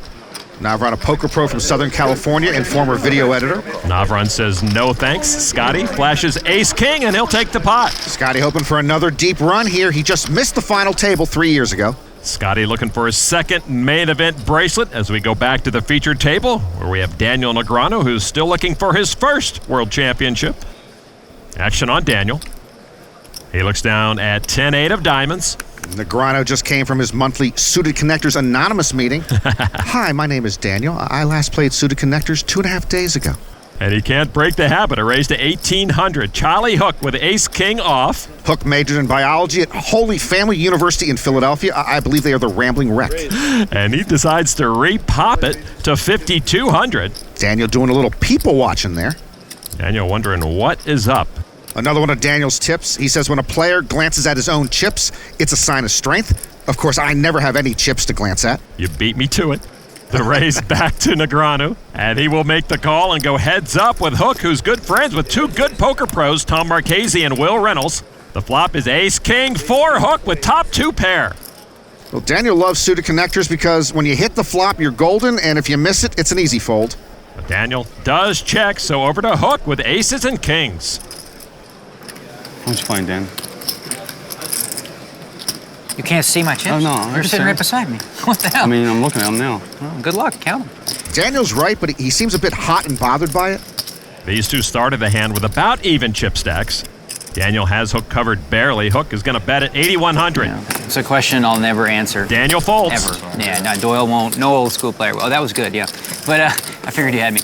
But yeah. I thought so. I'll let you see him. Yeah. Why is that? Why is that done? Because I don't have to. You can just like look. I don't answer either. Huh? I don't answer either when someone asks me. But you ask? Yeah. So you look for the edge, huh? You're like, you count them, but I won't. Doesn't Daniel look for the edge from time to time? Oh, he may be losing his edge right now. He has been cut down to about 56,000 chips here on day 2 of the main event. Back inside the Rio, right over to table 2. Patrik Antonius in a hand with Michael Farrell. The flop gave Patrik a pair of 9s and a straight draw. All we know about Farrell's hand is that he has the 4 of diamonds. Patrik, a huge winner online in 09, but has been struggling this year. So heads up to the turn. It's a jack of hearts. Antonius now with a double gut shot, a 6 or 10, gives him the straight, and he checks. Farrell checks as well. River card, 6 of spades. Antonius makes a 9 high straight. In the Dur Challenge online, Patrik is losing to Tom Dwan. Patrik says simply that Dwan has outplayed him. Patrik checks the 3rd spade on the board. Farrell with the 4 of diamonds checks Straight. as well. Straight. Farrell suspects the worst, and he's right. No good. And lies. Patrik checked the straight, perhaps fearing a flush, but whatever he's doing, it's working. I don't think we're playing poker anymore. We're just playing how long does it take for we to give him our chips. Shannon Maxwell, a big fan of Patrik. Probably a more fun game anyway. I mean, wow. I can't believe I've been at the table with him all day. I'm kind of amazed at myself. Patrick showing him how the game is played. He is good at just about any game he plays. Of course, he was an accomplished tennis player in Finland before he took up poker. And there are some other former gamers out in the field today. Eric Baldwin, who played college baseball. His screen name is Basebaldy. He was captain and right fielder for the Division III national champions at University of Wisconsin-Whitewater. He won his first bracelet last year. And there's a pot being pushed to Jeff Saurer, who, as we saw earlier, was once a world-class chess player. He's cashed 3 times, and this his first World Series. He's had a very good main event so far. And Eric Seidel, who before poker was a skilled backgammon player. Eric also was a Wall Street trader, and that's a different type of game. Eric could knock out Tom Balla right now. Eric's aces against Balla's 4s. The river card is a blank, and Eric Seidel wins the hand and eliminates Tom Balla. Seidel famously runner-up to Johnny Chan in the 1988 main event. And he hears about it almost every day he plays from fans of the movie Rounders. Eric up for the day, but he's got to get on his horse. Back to one-time football kicker Heather Sue Mercer with a better full house. She has Pat Mahoney drawing dead. And so Mercer, who was all in a short time ago, picks up some more chips. Mercer boots Mahoney out of the main event. Oh, nice. You see the cookie in front of Mercer. It's from her bakery, not a card protector. She keeps it as motivation. She only eats it if she survives the day. Back to the feature table now. Let's check the tail of the tape for Daniel Negreanu. His voluntary hands are VPIP. Hands played when not in the blinds is 27%. That tells us he's been more active, and you can see he's been more aggressive than the rest of the table, and he's winning more hands, but not as of late. How accurate do you think you could be when you sit at a table guessing everyone's profession?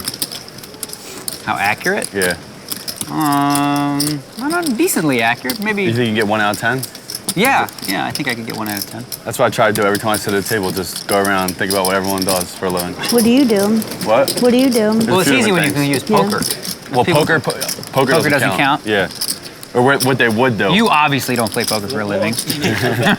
Actually, Lon, most people guess I'm a former child actor now in the dry cleaning business. Well, they're half right. You are childish. Daniel Negreanu under the gun. A7 of clubs. Speaking of professions, Daniel says he thinks lawyers tend to bluff more often. Frankly, I just think they're used to lying. Raise from Daniel to 1,800. What do you do for a living, Lon? I'm still trying to figure that out. Fold it over to Tristan McDonald. McDonald with pocket queens. This guy looks like an investment banker. He is an investment banker from London who had a $300,000 score at an Amsterdam tournament a few years ago. He makes the call. Now she looks like she's folding. She does fold. So Daniel will go heads up against McDonald. The flop is Trey 5-8, 2 clubs. The queens hold up for McDonald, but they're on shaky ground. McDonald checks. Negreanu now with his nut flush draw. And with that nut flush draw, a good time for him to semi-bluff. 2,500 from Daniel. McDonald has a master's degree in French literature and linguistics. He's overqualified to be sitting in a poker room. McDonald with a check raise to 8,500. Yeah, that check raise tells Daniel he might be up against a set or a big pair. Daniel wants to see the turn with his 4 flush, makes the call. Turn card now is another 5. McDonald still good. And remember, McDonald not only is an investment banker with that French lit stuff, he's cashed twice at the main event. 11,000 from McDonald. Daniel is frustrated. Daniel lays it down. Yeah, Negreanu thought he might have been drawing dead there. So McDonald stacks his winnings while the Daniel Negreanu chip meter is spinning in the wrong direction lately. The 4-time bracelet winner is below 50,000 chips. Back inside the Rio, we've talked a lot about day 2 and building momentum, and Daniel Negreanu certainly had it, but lately it seems to be slipping away. And he seems a bit weathered. Same action on Tony Utnich. He looks down at Jack 10 offsuit. His nickname is the Ute. I will not say that again. A raise to 2,300. Jack 10 off. That's one of those hands that can get you in trouble from early position. The blinds are up to 501,000. King Queen off for Daniel on the button. Boy, Daniel looks bored or haggard. The blinds fold, and so Negreanu and the Ute will see a flop. Daniel has the best of it right now with King High. The flop, 5-4, Jack, and Utnich outflops Daniel, hitting a pair of jacks. And he checks. Daniel might try to steal it right now, but he won't get away with it. With 2 overcards, Daniel checks as well. Turn card now is another jack, and Utenich earns the check mark. He's got an unbeatable hand. This is exactly why you play Jack 10 off from early position. Utenich will bet the trips. He makes it 3,700. Daniel with nothing. Daniel's going to come along. Well, he's looking to bluff the river, and Daniel will be in for a rude awakening. River card 7 of clubs. That does put 3 clubs on board. You know, I think they could deal out 5 more community cards, and Daniel would still have nothing. Utenich is going to bet his 3 jacks, 6,400. Daniel doesn't want to concede. He put Utenich on a weak hand, maybe ace high, and he had intended to take the pot away on the river. Wow, feels like you have really nothing. No, he's got something. You've got nothing. I just can't beat nothing sometimes. That sucks. And if you can't beat nothing, you certainly can't beat trip jacks. This would have been a sick call, but I feel stupid about even folding. Daniel does lay it down. He might bluff, and it'd still be good, by the way. There's a very good chance he says you win, and I say no, you win. I forgot what my cards were when I was playing. I don't think he had very much that time. The Negreanu radar seems full of static at the moment. He continues to see more flops than the rest of the table, but his chips keep moving in the wrong direction. Let's check on some past main event champs. Johnny Chan mixing it up with Dieter Albrecht. Chan bets 7,400 after the flop. Albrecht raises it to 18,000.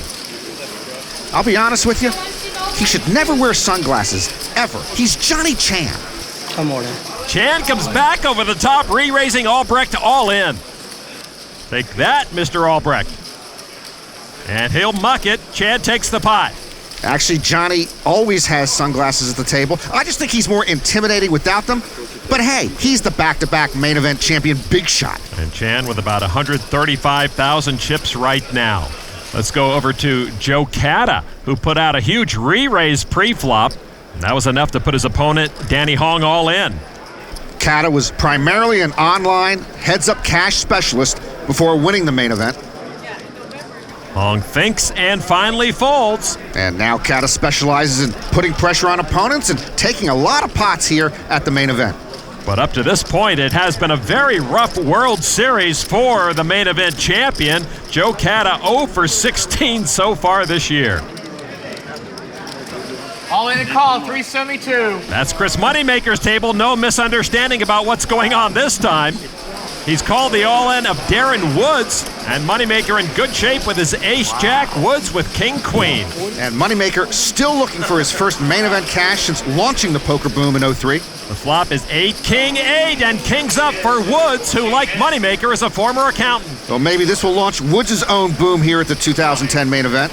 Turn card now is another king, and a full house for Woods closes the deal. Chris Moneymaker drawing dead. I'm not sure why Chris put his sunglasses on after the all-in began. Now he's got them off so he can survey the damage. He was hurt by that as he drops to under 60,000. So Chris Moneymaker trying to get back on the right track as this day 2 session begins to wind down. Let's get back to table 2 and Patrik Antonius. Action on Patrik and on the Jack Link's beef jerky pocket cam. He looks down at 5 tray of spades. Antonius graduated to the big game a few years ago, where like most everyone, he's had a lot of ups and downs. A raise to 2,500 with 5 tray to Marco Gardonio with pocket aces in the small blind. He's a civil engineer with a construction company. And he re-raises to 6,400. Big blind folds, now back to Patrik. Guys like Antonius and Negreanu love these types of hands, just in case you hit the flop. And Patrik will make the call for 3,900 more, just in case. Here's the flop. And there's a 5 and a tray. Oh my! 2 pair for Patrik Antonius. Gardonio probably drooling with his aces after seeing that flop. Bets 9,000. This is why you play 5 tray suited. Sometimes you can crack a big pair. Patrik with the raise to 21,000. Sometimes people get married to their aces. Trust me, it's never a good idea to get married to anything. And again, I don't know why you'd want to play a big pot against the best player. Gardonio 60. Wow, that escalated quickly. Back to Patrik. I'm all in. Raises Gardonio all in. I call. And he calls all in. And he'll be sick about this. Boy, I feel badly for the amateur. He started this hand with 120 big blinds. 120? And unless he gets lucky now, his pocket aces are doomed and his day is done. Give me an 8. I would give him aces up and a better 2 pair. Turn card now is a king. Patrik still best, but he's not rid of Gardonio yet. Gardonio needs an 8, king, or ace, or he is wamboozled. It's a jack! And let the wamboozling begin as Patrik Antonius does it again. Patrick, you're sick. Oh no, he's quite healthy. 3-5 and he hit. I mean, come on. That's just unreal. Thanks. Sorry about that, but it's poker. For him? Yeah. I mean, he plays $1 million cash games. He cuts quite a figure. Shannon Maxwell is impressed. Wow. That's sick. Patrik Antonius wowing the crowd and his table mates. I think I have room here. I don't like this. I hope this doesn't change our dinner plans. I love it. I should throw it down there to him. Here. Thank you. Here, sign mine too while you're at it. The sickest player ever. Here. I'll sign it later. Later? Oh, yeah. That means you want to take me out. The way he's running, he just might. Patrik with almost 300,000 chips.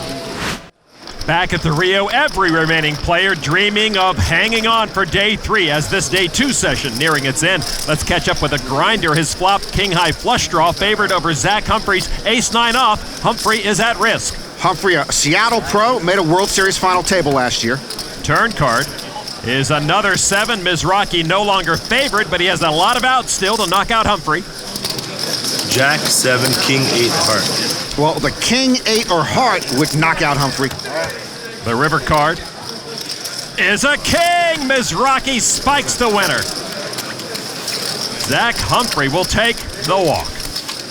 Catching up to you. I have to catch up. Michael trying to catch up to his brother Robert in chips at the very next table, but Robert is trying to catch up in the hand and knock out Max Sorabi. Robert's ace-10 trailing the ace-jack. Ben Kingsley trying to survive his all-in. A 10 would knock him out. The river card is another 5, and Max Sorabi will survive and double up. The Mizrachis can't win every hand. The oldest Mizrachi takes a hit there, but he still owns over 200,000.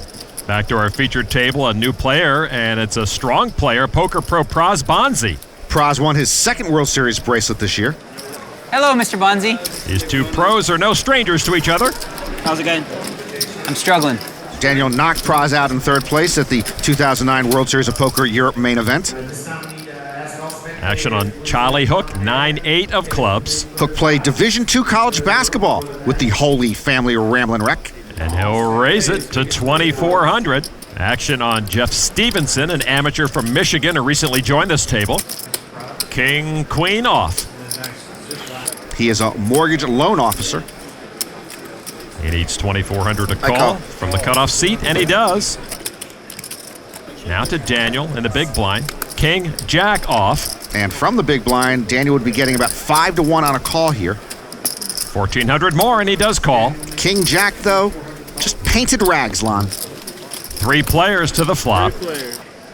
It is 10, 7, 9. Hook with a pair of 9s and an up and down straight draw. Negreanu with a double gut shot straight draw. And Daniel checks. Hook with the best hand. And he's got chips. 3,200 of them. Stevenson holding a gut shot. Lays it down. Daniel now comes along. With that double gutter. So heads up to the turn. And Daniel now peeking at Hook's chip stack. It's a 4. Negreanu misses. Hook still ahead. Daniel checks, looking for a free river card. Hook's nickname, Lon, is Hook. Easy to remember. It is. And Hook checks as well. It's a 5. Daniel misses. Hook with the check mark. That is an ugly board. Daniel, though, reaching for chips. Daniel looks tired, but still in a creative mood. 6,800. He bluffs at it. Now to Hook. Daniel trying to make wine out of water. But I can tell you, Lon, that never tastes very good. Hook just with a pair of 9s. Will Daniel Negreanu's bluff work? Flop 2 pair. Hook wondering if Daniel slow played a big flop. Hook showing some doubt, but calls. King high. Hook did not fall for the bluff, and he'll take that pot from Negreanu. He's gone from talkative to tentative. Daniel's reads have been off, and here on day 2 of late, he can't get out of his own way. So that almost 29,000 chip pot goes to Hook. The day started with such promise for Daniel, but the storm clouds are moving in, and he's down to just about where he started this session, and all he can really do is exhale and try to make it to day 3. In the field now once again where Antonio Esfandiari is all in with ace-jack, trailing the pocket tens of Uriel Korsunski. Good luck, sir. I'm pretty good at coin flips, just so you know. It's my specialty. It's a Persian thing. Antonio was born in Iran. Here's the flop. Jack, king, deuce. Antonio takes the lead. Antonio exults, but there's still a turn and river to come. He's in great shape, though, to double up. Double up, Antonio? I'm on my way there. On your way? But there's, you know, a couple of yellow lights on the way, you know? Turn card now. Straight draw for both. Yellow, about close to red. Garrett, you know what not to put out there, right? An ace or a 9 knocks out Antonio. And Garrett puts out a 9! Korsunski hits his straight to eliminate Esfandiari. 24th at last year's main event, but no deep run for Antonio Esfandiari this year. Good luck. Good luck. Nice playing with you. Antonio gracious with his goodbyes. This is the way you leave the table, Lon. Is the poker brat watching? Good luck. Good luck, sir. No money in the main event, but Antonio's 4 World Series cashes this year were the most ever for him. Turn red. And the magician has disappeared. Welcome to the Rio and the World Series of Poker presented by Jack Link's Beef Jerky. I'm Lon McCarran with Norman Chad. The excitement is palpable around here. Better than Christmas morning. As the second day 2 session's about to get underway. Ready to go. I know you guys want to see it. Yeah, I brought the book. An eclectic group of celebs and top poker pros are back and ready for action. 4 main event champions will play today, including Texas Dolly himself. Joining Phil Ivey are 4 other members of last year's November 9, including Darvin Moon, who's hoping for another magical run, as is short stack Twee Doan, who has her work cut out for her. At table 2, Phil Locke is taking his seat, while over at the feature table sits the 95 main event champ Dan Harrington, alongside last year's 5th place finisher Jeff Schulman. And if you're looking for some advice on how to thrive at the main event, you've come to the right place. These fellas have danced the dance.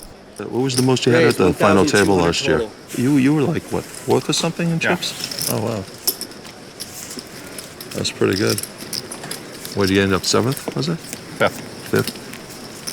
Yeah, still was good for about 2.5, 3 million, right?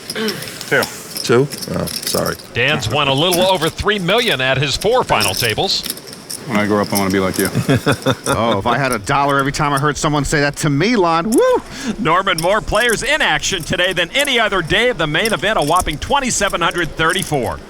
Blinds at 2 and 400. Action on Jeff Schulman on the Jack Link's Beef Jerky pocket cam. He looks down at Pocket Jacks. He doesn't look it, but his nickname is Happy.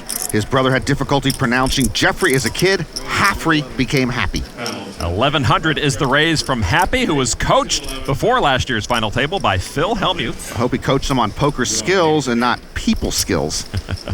All right, action folded around to Chris Emaluth in the cutoff seat. Ace-6 of spades. Emaluth, a veteran of the Iraq War and a student at Western Connecticut State University. And he makes the call. Over to Dan Harrington in the big blind. Queen 10 off. He sarcastically nicknamed himself Action Dan because others assume he's tight. Everyone thinks he's a rock. That allows him to bluff more than we'll ever know. 700 more. He makes the call. So the Pocket Jacks of Jeff Schulman and 2 hangers on go to the flop. The flop is 9-8-7, something for everyone. Schulman's jack still best and picks up a gut shot. Emaluth now favored with the nut flush draw and up and down straight draw. Harrington also with an up and down straight draw. He checks. Jeff Schulman attended the University of Washington. Otherwise, he wouldn't be wearing that ridiculous purple hat. Jeff bets 1,200. Good flop for Jeff to try and pick up the pot, but I think everyone likes that flop. Yeah, Emaluth comes along. Now Harrington. I'm sorry, did I say Jeff's the one with the ridiculous baseball cap? Dan's one of the most recognizable people in poker because of that green Red Sox cap. So all three will see the turn card. All three still with a chance to win this hand. The turn card is a 6, and Harrington hits his 10 high straight. Look what happened to the pocket jacks. As usual. Harrington comes out with 4,000. Schulman now. He lays them down. A disciplined fold from Jeff Schulman. Emaluth is pretty much priced in here to chase his flush. He's a 3-to-1 dog, getting 3-to-1 on a call. And he will see the river, and that's why a spade on the river. Emaluth hits his flush. Harrington now checks. Dan is wary of that river spade. Emaluth with just 3,000, a baby bet. Yeah, tiny value bet, just begging to get paid off. Too small for Dan to ignore. I think he already knows what Chris has. Yeah, Dan's nod tells you he knew it before he saw it. So Emaluth got a little value on the river, and he takes down Dan Harrington. Dan did all he could, but Emaluth hung around and caught his card. Dan knows you can't win them all, but you don't lose them all either. The champ will be back. Well, Norman, to get through this mammoth field, we had 4 day 1 sessions, and now we begin our second day 2. But thankfully, the Groundhog Days of the main event are nearly over, and we are tantalizingly close to finally having a field that is all under one roof. Oh, sure, Lon. After today, you'll start pumping everyone up about big stacks and making the money in final table dreams. But I'm happy right here. We've got Jeff Schulman, who made his second main event final table last year, and Dan Harrington, who's done it 4 times. That's right, 6 final tables between them, and now they're playing here at the same table. What did Kramer used to say on Seinfeld? Giddy up! Well, let's get out in the field and find Seinfeld's Jason Alexander. He's all in with jacks. I signed your hat, you owe me. Shannon Anderson with pocket kings has Jason's ticket out of here. Jason needs a jack. The river is a deuce, and Jason Alexander has been knocked out. You know, if George Costanza played poker, I can see him picking up pocket jacks on every hand. I'm sure we'll see Jason again next year. Over to a real-life poker character, Darvin Moon, who just rivered trip aces against Michael Oakes and his measly 2-pair. You know, Darvin actually looks out of place out on the field. These days, he just looks like he should be under the bright lights of the feature table. Darvin bets 2,200. And Oakes comes along, and Darvin shows him the goods. By the way, Darvin Moon says he has not played much poker since finishing second in last year's main event. Darvin doing pretty well here on day 2 with over 83,000 chips. All right, over in the pavilion room, last year's 7th place finisher Phil Ivey just put all his chips in the middle with pocket queens. Yuji Masaki has pocket kings and a bit smaller chip stack. This fella graduated from Kyoto Pharmaceutical University. A pharmacist is going to cripple my man? Masaki calls all in, so Phil Ivey risking nearly his entire chip stack. Oh my goodness, Phil Ivey is in deep trouble here. The ever-present Humphreys need to muster some mojo for their man. The Humphreys? How about me, Lon? I'm more worried than they are. All right, the flop is 8-8 Trey. Masaki with kings up now. Phil's going to be down to less than 5 big blinds after he loses his hand. The turn card now. Oh, there's the queen for Ivey. Masaki 1 card from the rail. Oh, Ivey gets lucky, and now he'll have more than 100 big blinds. He just needs to dodge a king. The river card. Oh, no! Masaki spikes the winner. 4 top 25 main event finishes in the last 8 years, but Phil Ivey now is crippled. Masaki with the better of the 2 full houses, and the Humphreys can't believe it. They're not even going to need a chair today. Oh, my. Can we at least check if this guy's got a valid passport? I'm more devastated than Phil is. Don't go nowhere. Stick around for the kill. Make sure you're right there. You've heard about a chip in a chair? Phil Ivey will test that theory. Back at the Rio, the Phil Ivey watch in effect as the fat lady is warming up. It's somber out there and in here. I'm verklempt. Let's check in with another Phil. Mr. Phil Locke at table 2. If we must. Phil Locke in a pot right now on the river against Andrei Vinogradsky, a pro from Lithuania. Andrei has the best hand with jacks and 7s, action on Locke.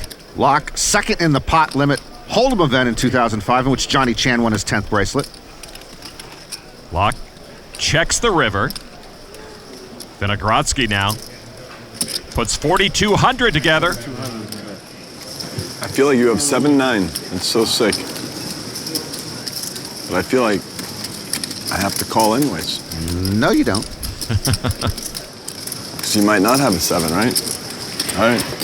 Locke makes the call. Phil's going to be disappointed. Vinogradsky with the best hand. I guess Phil called there figuring they both just had an ace and would split the pot with 2 pair on the board. The 25-year-old takes the pot. He's over 31,000. And that is poker. That's why we love to play. I love to play Lon because I like giving my money to strangers. Phil Locke has lost about 10,000 so far on this day 2. Back to the featured table and Dan Harrington. You're probably right. Dan, it's only day 2. The day is young, Dan. That's the problem. And most of my opponents are young, too. We're halfway. It's not as young as you think. Harrington may be 3 times the age of many of the up-and-comers, but it's his books they've read to improve their games. Every day, people come up to me and say, I love your book. Yes, I did write a book to teach people how to beat me or to play better against me. What I was trying to do in my books was teach how to think like a poker player when you have to think about a problem. As the recipe for the new book now is how to counter. The advantage I had over the other people who wrote books was they didn't know how to present the information. I just stole every single idea from chess, and everyone called it genius ideas. We have one of the greatest players of all time. Action, Dan Harrington! I like to swap places with all the 20-year-olds I play against. They have so many great tools on the internet that we do not have access to. What we have is a lifetime of experience. If you want to know what the hand is, give me $5. You want the truth? Pay me $10. I've been to the main event final table 4 times. I won the world championship in '95, but I think I'll be remembered for the books. Next to Johnny Chan's consecutive first, second finishes, I still consider Dan's back-to-back main event final tables against a large field in 03 and a massive one in 04 to be the greatest feat in World Series history. Action here at the feature table on Tibor Hegedus from Hungary. Ace-King offsuit. He raises to 1,050. Dan Harrington's first main event final table in 1987 when he finished 6th was the year Johnny Chan won his first championship. Dan almost did not enter the 95 main event because he had won a bracelet hours earlier and he was exhausted. He's glad he did. Jeff Schulman with 10-9 of hearts in the big blind. When Harrington made that final table in 87, that was his first main event ever. Jeff Schulman did the same thing in 2000, making the final table at his first main event. Jeff calls the flop, queen, tray, queen, 2 hearts. Hegedus with his ace-king is still best. Schulman checks. Jeff, you're going to catch flies. Jeff favored with the flush draw. Seriously, you're going to catch flies. Check to the turn, ace of hearts. That's a nasty card. Schulman with the flush. Hegedus turns aces up. Jeff bets 1,000. You were right about that ace. Nasty for Hegedus. 1,000 to call, and that's what the Hungarian does. River card now. Hegedus, the long shot. 4 of spades. Schulman and his flush get the check mark. Jeff with 1,500. Schulman value bets it, and Hegedus has to call. He does indeed, and Schulman shows the winning flush. He's happy. Happy could use a shave. And Happy could use a few more chips here on day 2. Still just with 19,000. How many years did you play the main, Dan? About 21. Pretty good. Talking with 22-year-old Jed Friedman. About? I don't know the exact number, actually. I'll take 21. You can have the others. 21 main events, 4 final tables, and 1 championship. Anyone would take those numbers. And as remarkable as those numbers are, how about Doyle Brunson? 5 final tables, 2 championships in the main event. Doyle on a hand right now with Stéphane Blouin out in the field. 2 pair on the board. Doyle reaching for chips. He bets 4,200.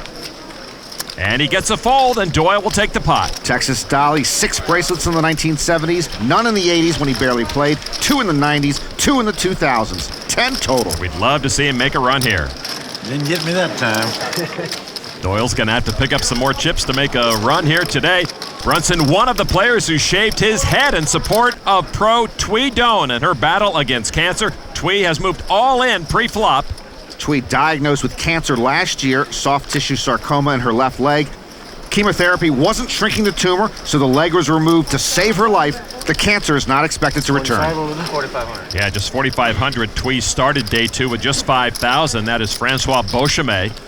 And he will make the call to put Doan at risk here. Doan shows pocket 5s. Beauchemin turns over pocket 10s.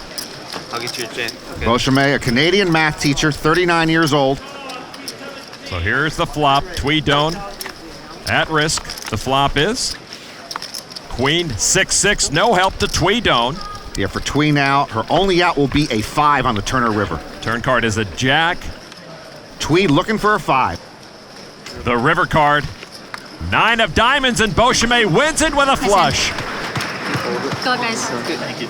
So Tweedone, 359th at last year's main event, out on day 2 here in 2010.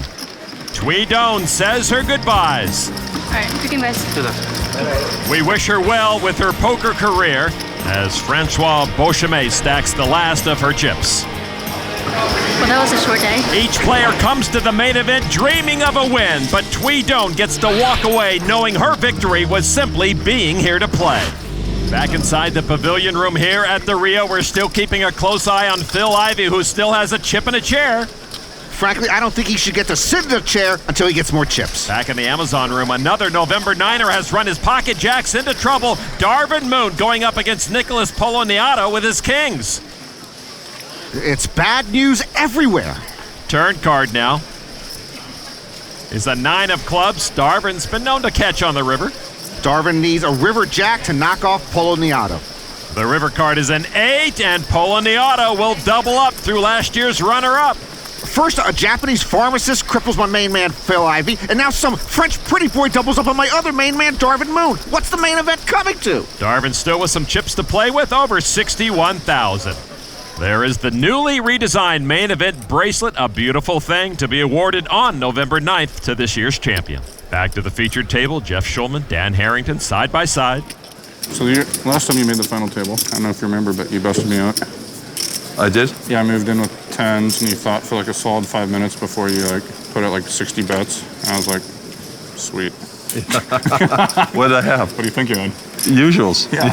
I was trying to suck someone else in, I guess. Know. Yeah, that's what it was, yeah. Right. It wasn't you, it was someone else. Oh, that's right, now I remember that, yeah. I just leaned over to you, I was like, yeah.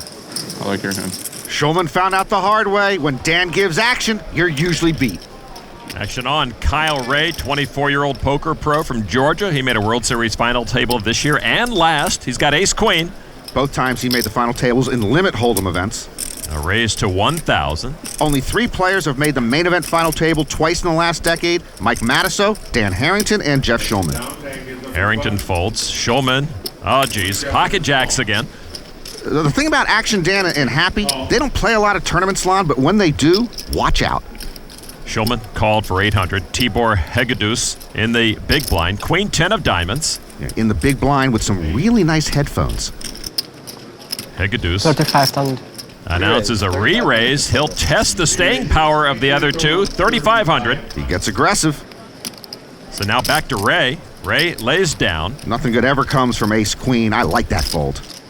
Talk about ace-queen. How about Shulman? He called a raise, and now a re-raise with the pocket jacks. By the way, I am way overdue for a get rid of the headphones ramp. Queen 4 jack, and look at that. Jeff flops a set. Hegedus with top pair. Shulman checks. And you see, the ace-queen would have had top pair, top kicker, and been dead. All in. Hegedus barely got his bet in before Shulman raised all in. Hegedus's chips hadn't settled on the felt yet before Shulman said all in. So Hegedus needs 78.50 to call and put Jeff at risk. Okay, cool. And he does indeed do that. And it's an easy double up in progress for Jeff Shulman. So Hegedus needs help and quick. Put a 9 and let us sweat a little bit. Come on, no sweat. Just a jack. Just a sweat one time. Turn card now is a 6, and that will end it as Hegedus drawing dead. Jeff Shulman doubles up. And just like last year, Jeff Shulman's not getting involved in any big pots early in the main event unless he thinks he has way the best of it. So Shulman with a bit of breathing room right now, over 37,000, but here on day 2, those all could be gone in just one hand. All right, let's get back to Phil Ivey as he has put his last 1,400 chips at risk, and he's up against 2 others. This is not good.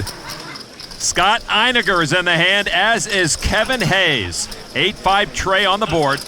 The Humphreys and Norman are on edge. The great Phil Ivey in danger of being shown the door. A king on the turn. Hayes checked it. Einiger signals he's got a real hand, bet 7,000. Hayes has the chips and makes the call. For Phil Ivey, when you're all in and you see a bet and a call, it is grim. The river card is a 5 of clubs. Hayes, content to check it. Einiger not so quick. He says all in. When you see someone else go all in, it's really grim. Hayes would be all in if he calls, but he folds. So Einiger against Ivy. Einiger shows pocket eights for a full house, and Ivy? On Phil knows it's over. 2 pair no good as Scott Einiger knocks out the 8-time bracelet winner. What are they going to do the rest of the day? What am I going to do the rest of the day? What will Phil do the rest of the day? The best in the game is gone. There will be no return to the November 9, and the rest of the field can breathe easy. Phil Ivey is no longer a threat at the main event. Dad and I had an amazing 2009. I made the final table of the championship here. Say hello to the November 9. He won the World Series of Poker Europe final event. Barry Shulman is the World Series of Poker Europe champion. Will it happen again? I'm not sure, but we will always be smiling about it. Barry has advanced to day 3 with 159,000 chips. Jeff trying to match him step for step and make 2010 another year of the Shulmans. Norman, I know you're still mourning the loss of Phil, but you got to suck it up because it's time for the Jack Link's Beef Jerky wildcard hand. Well, as for Phil Ivey, I don't know if it's a lack of focus or a lack of commitment, but it's a lack of something. I might have to reevaluate. This is like Roger Federer losing in the second round at Wimbledon. It's unacceptable. Jeff Shulman has the wild card hand from under the gun. He calls for 500. Under the gun, I'll put Shulman on a small pocket pair, trays or fours. Emmeluth with queen, jack, offsuit. He limps. It could be a parade of limpers now. Kyle Ray with king 5. Not usually worthy of a raise, so I'm anticipating a limp, and yes, that's what he does. Over to the small blind, Mark Church, jack 6 of hearts. I don't know who this guy is, Lon, but he's still in the main event and Phil Ivey isn't. It makes no sense to me. Church calls for 250 more. Dan Harrington in the big blind, ace 8 of diamonds. I have great respect for Action Dan, but with that goofy cap and that goofy shirt, how come he's still here and Phil Ivey's driving home to play 2,000, 4,000 PLO online? We have 5-way Jack Links action. The flop now is 9-4-8. Dan Harrington picked up a pair of 8s. This guy missed the flop. Ray did miss, just with king 5. He missed the flop. Emmeluth has a gut shot. He missed the flop. Church, you're right, did miss. He is first to act. Jeff Shulman might have hit the flop. So Church checks. Harrington checks as well. Everybody's checking. It's like a bingo game. They're just waiting for the next number to be called out. Shulman did check. Now on Emmeluth, he bets 2,000. Can't blame him for trying to put us out of our misery. So Ray folds. Church lays down. Harrington with middle pair makes the call. I don't think Emmeluth was looking for a customer. Shulman? Well, he certainly didn't want 2 customers. No. Jeff making a statement. That's 7,000. I thought he had pocket trays or 4s. He's got pocket 4s. I would bet your life on it, Lon. I'm a dead man. Emmeluth now. He folds to Harrington with a pair of 8s. Action's on Dan, huh? I don't think Dan wants this action. Jack 10 of clubs. You? Yeah, Jeff might have check raised with that type of hand, a big draw. That's what you do it with. Or a pair of 4s. Bingo. What about a pair of 9s? I think he had a 9. Aces? Limped under the gun? No, not you wouldn't have played it that way. I gotta throw it away. Harrington folds. Let's see what Jeff Shulman had. Bingo! Pocket 4s! Okay, I can put Jeff Shulman on his exact hand and Phil Ivey can't survive day 2. It's a world gone mad. It is a world gone mad. You got the Jack Link's Beef Jerky hand right. It was pretty obvious what I had. Obvious schmobvious. It took me 33 years of losing poker to finally nail somebody's hand. Over 7,300 entered the main event, building a prize pool of almost 69 million. More than 5,000 men and women survived day 1 and 1 dog. What the what? On the left, the dog is Ted Bort, squaring off with bracelet winner Prahlad Friedman. If he's gonna bark, he ought to be on a leash. Bort, an amateur player from Rockland, California, bets 10,000. Prahlad won a bracelet in 2003. What the pros have to put up with. Friedman makes the call. Turn card is a 5. It's on me. Bort is the CEO of Allied Network Solutions and a big bet, 25,000. Yeah, get the hell out of my pie. Prahlad calls for 25,000. Can't believe you're pulling it. And this is quite a pot, almost 83,000. A deuce of clubs on the river. I'm all in. Bort bets Prahlad all in. I'm all in. Prahlad's got over 77,000. All in on table 75. Did Ted Bort just call out his own all in? He did indeed. Prahlad would be the one all in if he calls. I'll take the call. Yeah? Yeah, I'll take the call. I'm dead serious. Look at my eyes. You got all hands beat? I'm dead All serious. hands. I'll take the call. You can beat all hands. Huh? Bort seems cocksure, or it's a great bluff. I got you beat. Got the nuts? You would have already called.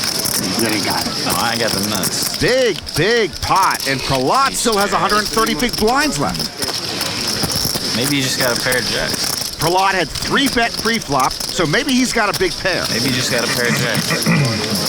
What do you want me to tell you to make you feel better about laying it down? What do you need to see from me? What do you need to see? Get the hell out. Oh, jeez. Do they sell muzzles in the gift shop? You can kick the dog out.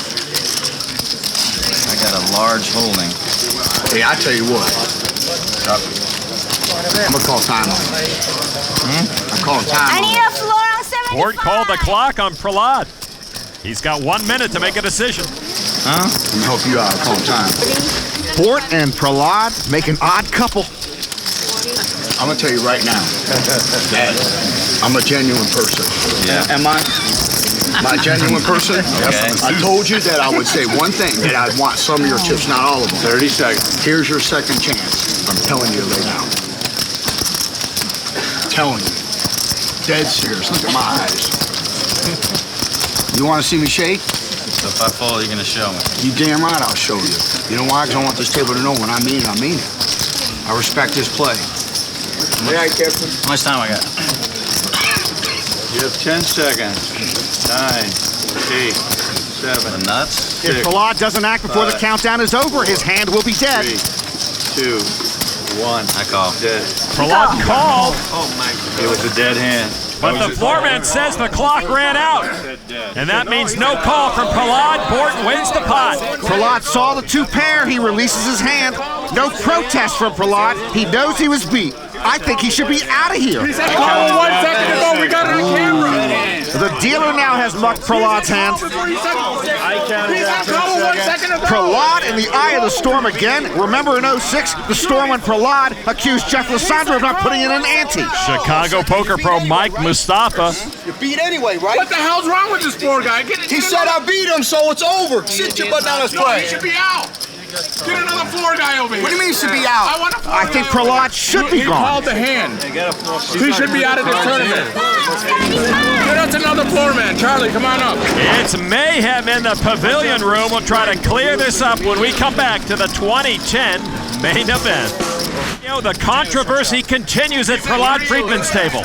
You said call. Your guy was counting and he didn't listen. And as you might expect, quite a crowd has gathered around this table to see how this drama will play out. This is Prahlad Gate 2. First the antes, now the clock. And then he said Now a floor supervisor has come over. He said 3. Lucky for us, we can take a look at the replay. Take a good look and listen. 5, 4, 3, 2, 1. I call. Dead. You call. And Norman, it sounded like he beat the 0. What a break for Prahlad. He should be gone. It's a dead hand. If the guy wanted to make the decision, he could have did it in 5 seconds. He gave him the 0. It's a dead hand. You're allowed every second of the clock. It sounded like Prahlad made the call on time. Of course, we have the benefit of replay, but I think tournament officials had that wrong. So the storm clouds pass for Prahlad, and he'll carry on. All right, we move elsewhere to pick up Steve Sanders in action on the river. You'll recall when Sanders was eliminated by Dennis Phillips last year, he went right to the hospital for life-saving surgery. Bob Law is also in the hand. Yes, Sanders had a double aneurysm. If he had stayed playing poker, the aneurysm might have ruptured, and he could have died. Sanders bets 7,000 on the river now to Law, who finished 91st in last year's main event, and Law lays it down. So Sanders will take that pot, and right now he sits with just about the starting stack, but this is day 2, Steve. You better get moving. Still 4 past main event champions alive in today's field. They would love to get another main event bracelet, including Dan Harrington back at the feature table, who just flopped a pair of 5s against Juho Launinen, a Finnish student. Launinen flopped the nut flush draw. Launinen is studying social sciences at the University of Lapland in Finland. I believe they are the Rambling Wreck. After Harrington checked, Launinen bet 3,000. Action Dan practiced bankruptcy law for 10 years, stopped because he didn't enjoy it. Now Dan just tries to make people go broke. To the turn. 10 of spades. Harrington still leads with his pair of 5s. And he checks again. This is the first live tournament Launinen has ever played. And on the draw, he'll see a free river card. It is a 7 of hearts, and Launinen hits his nut flush. Boy, Action Dan on the wrong end of a rivered flush for the second time today. And Dan checks again. Over to Launinen. Has to reach for chips now. And he bets 8,000. Harrington can't like it. That's into a 9,700 chip pot. And Harrington folds. Launinen takes the chips. And Dan's wondering why all the young, good-looking ones keep stacking his chips. And those numbers tell us that Action Dan is playing a lot less aggressively than the rest of this table. All right, let's get back over to table 2 and Phil Locke. Phil played 115 straight hours of poker earlier this year. New world record. Action on John Corsi, self-employed custom home builder in Michigan. Ace-king offsuit. He also owns a winery. From under the gun, Corsi raises it up to $12.50 to Locke now.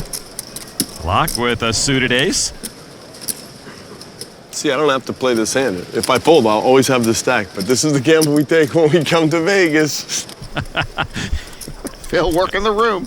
He makes the call. Next in line, Hans-Joachim Hein from Germany with pocket 8s. Hein finished 202nd in last year's main event.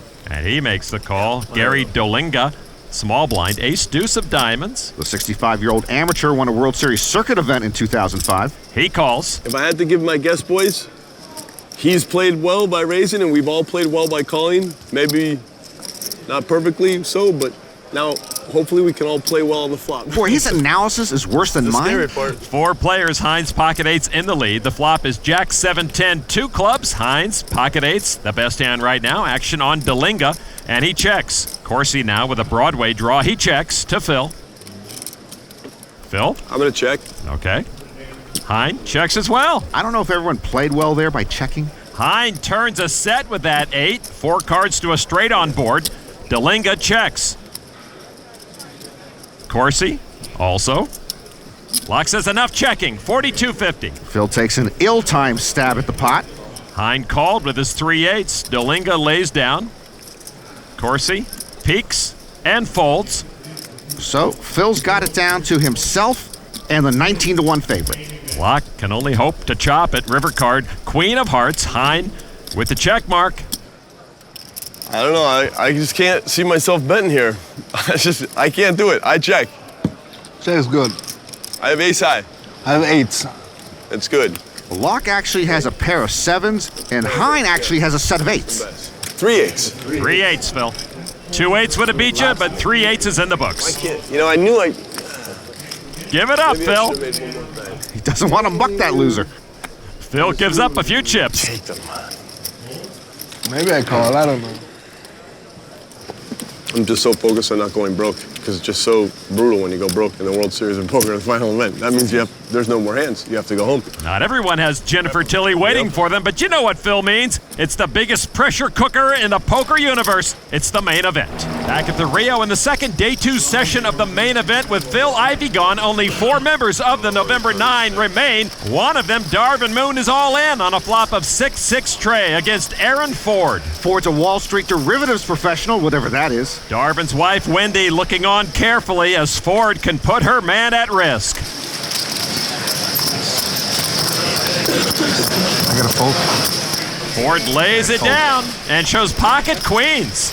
Darvin not enjoying the smooth ride he had last year to the final table, but he's hanging tough. Yeah, guess Darvin picked the right time to shove there. I've been getting pushed around and crushed all day. Darvin moving in reverse. He's got to turn things around across the room. Barry Greenstein trying to push around one of the brothers, Mizraki. This one is Michael's twin, Eric. How many Mizrakis are there? There are 4, and they're all still in the main event. Mizraki bet, Greenstein check raised, and Eric folds. 7, Barry. Thank you. What do you have, Joe? What do you have? I don't want to make you feel bad, honestly. In the background, you hear Barry's son Joe Seabach. He had a great run last year, but did not make it past day 1 this year. And Barry hasn't cashed in the main event since 2003. As we mentioned, all 4 Mizraki brothers are still in it, including Donnie, who is not a poker pro, but rather a magician. He folds there, but still has a decent amount of chips back to Prahlad Friedman, who has survived by the skin of his teeth and lays that hand down. You know how you can make it up? Here's an idea. You pay for my roll to give me a free roll now. You know what I mean? You should say, here's 10 grand. That call. What a deal. Oh, Prahlad Friedman, no stranger to hearing a countdown. He currently holds a record that has nothing to do with poker or rapping, but a lot to do with beating the clock. Here we go. Basketball is a huge passion of mine. I'd seen on the internet that Steve Nash makes 21 free throws in 1 minute with 1 ball and 1 rebound. And he says, I guarantee you, like, no one can beat me. I said, I can beat that.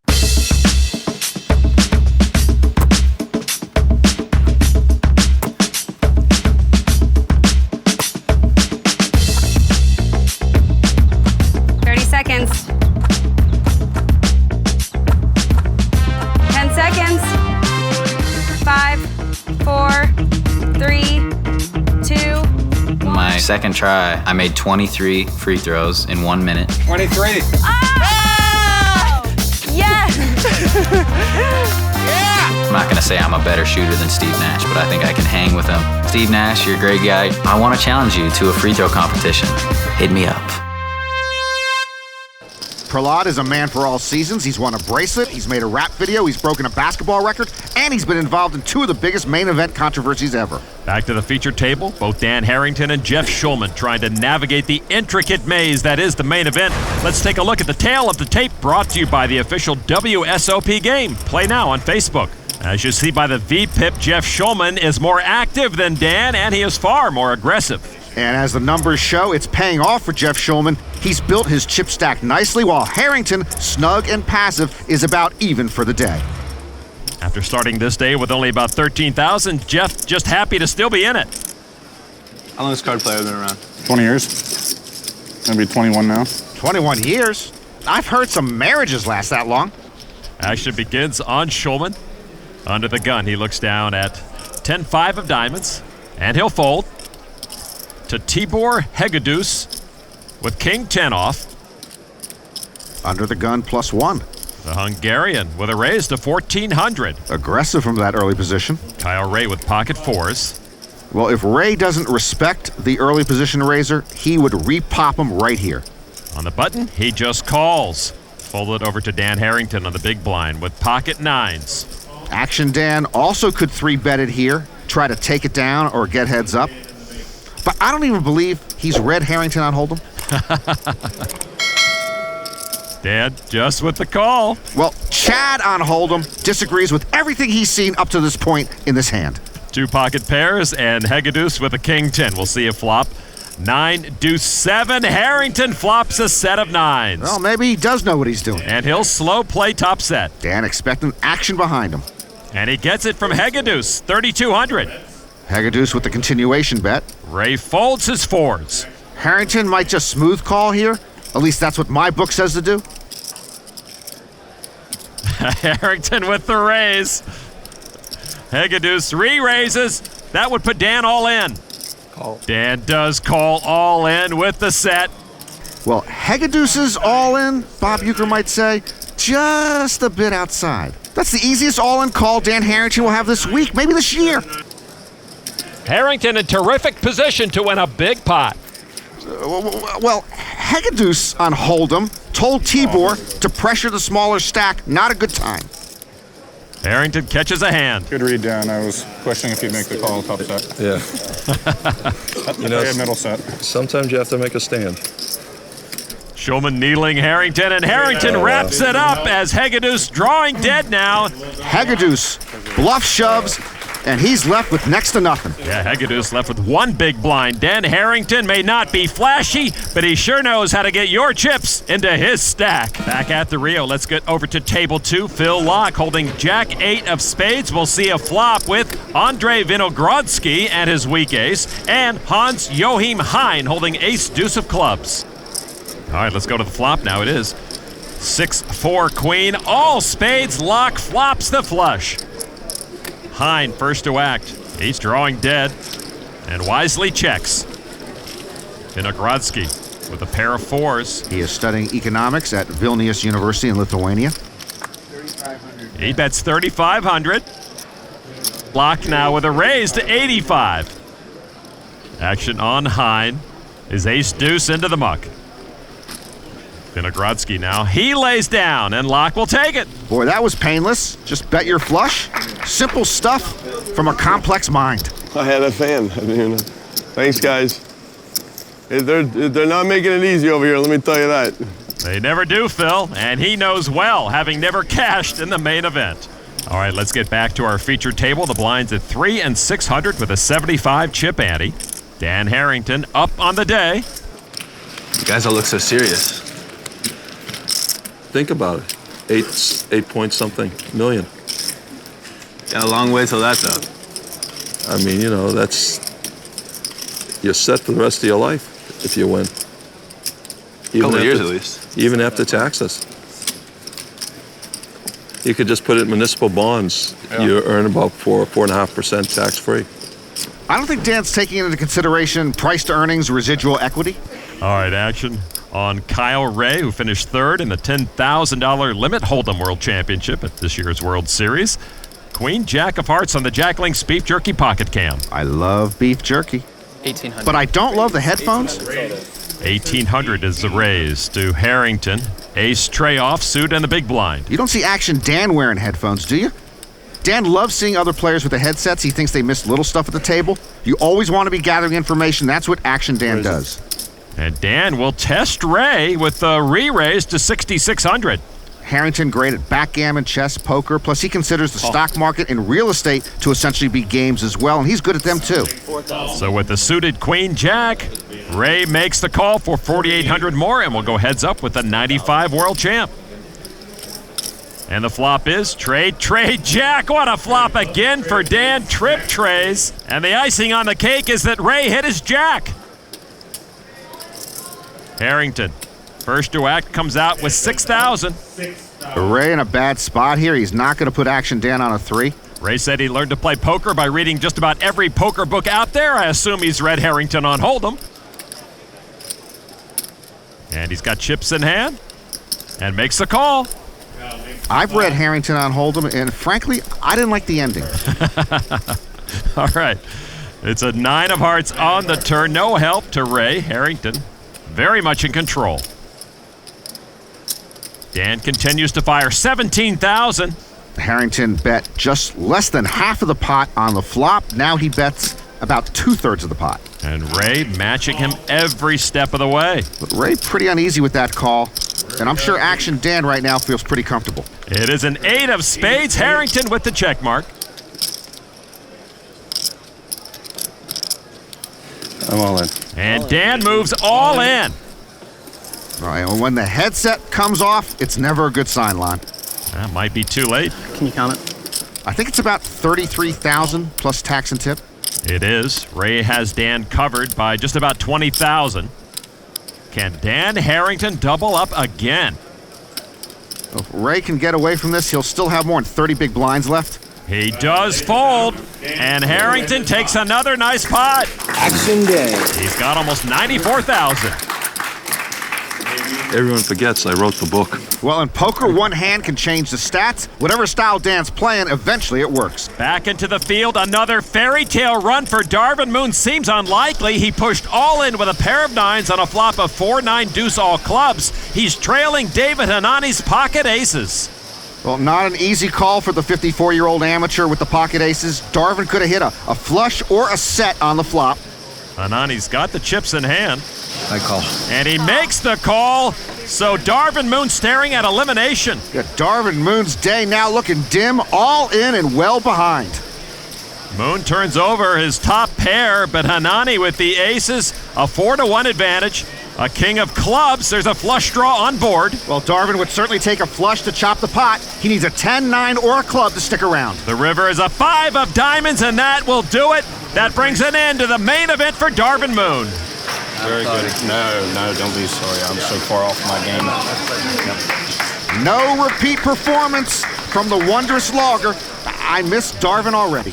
David Hanani brings Moon back to earth with the day 2 knockout blow. At least the pressure's off, honey. Josh Aurier on the Jack Link's beef jerky pocket. Cam looks down at Queen 10 offsuit. Josh made it look easy. At age 24, he won a bracelet the first time he ever cashed at a World Series event. Josh is 35 now. He has 2 World Series bracelets. Folded over to Dan Harrington. Dan with ace-6 of clubs. Harrington was 40 years old before he ever played at the World Series, so he's a late bloomer. Dan folded. Schulman folds over to James Boyle from the coastal town of Havre de Grace, Maryland. King 7. Boyle is the lighthouse keeper there, but he says it's by default because he lives next door to it, and he just calls maintenance when the bulb needs changing. He'll go heads up against Aurier. The flop, 9-8 queen. Aurier with top pair and a gut shot. Boyle just with king high. Geez, I could be a lighthouse keeper. Boyle checks. I also could be a card protector. Aurier checks his queens. Turn card now is a king, and Boyle now leads, pairing his king. I'll bet you a light just went on in James Boyle's head. Aurier with a straight flush draw. Boyle bets 2,300. Josh now perhaps regretting he didn't bet the flop. The hand might have been over. He'll come along, though. But he needs help on the river, and Aurier gets it. Hits a jack for a king-high straight. Josh now regretting he didn't raise the turn. Check. Boyle now checks. Aurier. That's 5,100. And Boyle will pay him off. And Aurier gets a nice welcome gift here at this table. The lighthouse needs a new bulb. What's that? And Josh Aurier now with a bigger chip stack to rest his duck on. All right, wrong guy's getting the chips. You can't have all the fun. Aurier's presence could make things lively here at this featured table tonight. Norman on day 1 with the field so big, it's rare to see 2 well-known pros sitting at the same table. On day 2, there are fewer well-known pros remaining, so it's even more unusual. Yet we have 3 top pros, each with main event final table experience sitting together. This is indeed a special treat. Lon, we've got 2-time bracelet winner Josh Aurier, who made the 2004 main event final table. We've got Jeff Schulman, hoping this is the year of the Schulmans Part 2. And we've got the incomparable Dan Harrington, who literally wrote the book on Hold'em and might still pen another chapter, this one titled My 5th Trip to the Final Table. Dan might be due. His last trip was in 04. He finished 252nd last year. Out into the field we go, 150 tables in play. Are you in a call? Chris Ferguson, the 2000 world champ, all in with pocket queens to double up. The queens will have to hold up against the pocket 4s of Ali Al-Shanabi. Ferguson has been struggling at the World Series the last couple of years. Maybe he needs a makeover. The flop 9 king 10 all hearts. Ferguson adds a straight flush draw. Turn card is a jack. He improves to a straight. And Chris will survive his all-in. They would chop the pot if a queen comes on the river. It's a deuce on the river, so Chris Ferguson will win the hand and take that whole pot. Ferguson still short here on day 2, and he's got a lot of work to do. At another table, 1976 and 77 world champ Doyle Brunson just moved all his chips in on a board of 9 jack 7. Marcel Cole thinking what to do. It's Casper. My first hand with Casper. Doyle with his trusty card protector. You deserve respect. You just got it. Cole lays it down and shows a jack. I've been playing too tight. But like Chris Ferguson, Doyle's still got a lot of work to do here. You did the right move, let's put it that way. Right now play. Doyle will sleep well tonight. Suited Queen 10. No, you didn't. Yes, I did. In that hand? Really? Yeah. I almost wish you'd have called it. So do I. Doyle says he was just on a draw. He still knows how to needle with the best of them. Over to table 2 and Guinness World Record holder for consecutive hours played, Phil Locke. With Queen Jack of clubs, Phil called a 2,000 chip raise from John Corsi, holding Ace King off under the gun. On the button, local pro Ben Yu also called with King 10 of hearts. Phil Locke, 1 world record, but no cashes at this World Series. Here at the flop, 3-way action. 10, Jack 9. Lock with top pair and an up and down straight draw. Corsi with a Broadway draw. You with middle pair and a gut shot. Corsi bets 6,000. Phil Locke says there are 3 things he's always wanted to avoid: schedules, work, and bosses. I give you a poker player. Locke putting more chips together. A raise to 18,400. That gets Ben Yu out of the hand. Now to Corsi. He's got that folding face, and he does lay down. For $20 cash, I will show you both cards, but you have to pull it out and produce it, not owe it to me, because I don't want to mark it for 20. I'll give you 10. I got 10 on it. 10 bucks. No, Yeah. 10 and 10? Got it. I'll give you 10. Okay, you got What it. a grift artist. I had queen. Now I've paid $9,960. He takes your chips Or and whatever takes it your is, money. chopping it down, you know? Thank you very much. Thank you. You get 10. So I owe you 10 back. There you go. Pleasure doing business with y'all. Leave it to Locke to get maximum value out of a pair. Back at the Rio, one man in today's field has a stranglehold on the Player of the Year award. 2010's only double bracelet winner Frank Casella. With kings up, he's poised to knock out Bill Cottam. You are drawing at about half the deck. Not that many cards. Is the panda good at flush draws? Cottam has a straight flush draw going to the river. The river card, a 9 of spades. Cottam comes up short and is knocked out. Good luck, everybody.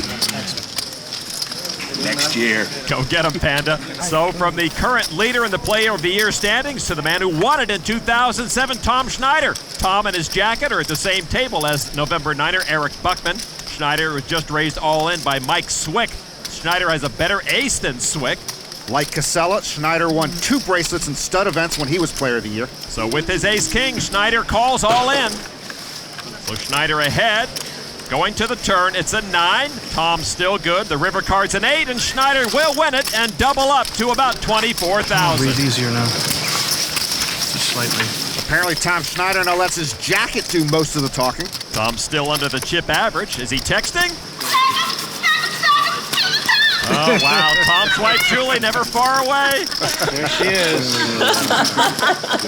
That's a little too perfect. I have it recorded. Somebody's ringtone. I might re-record that.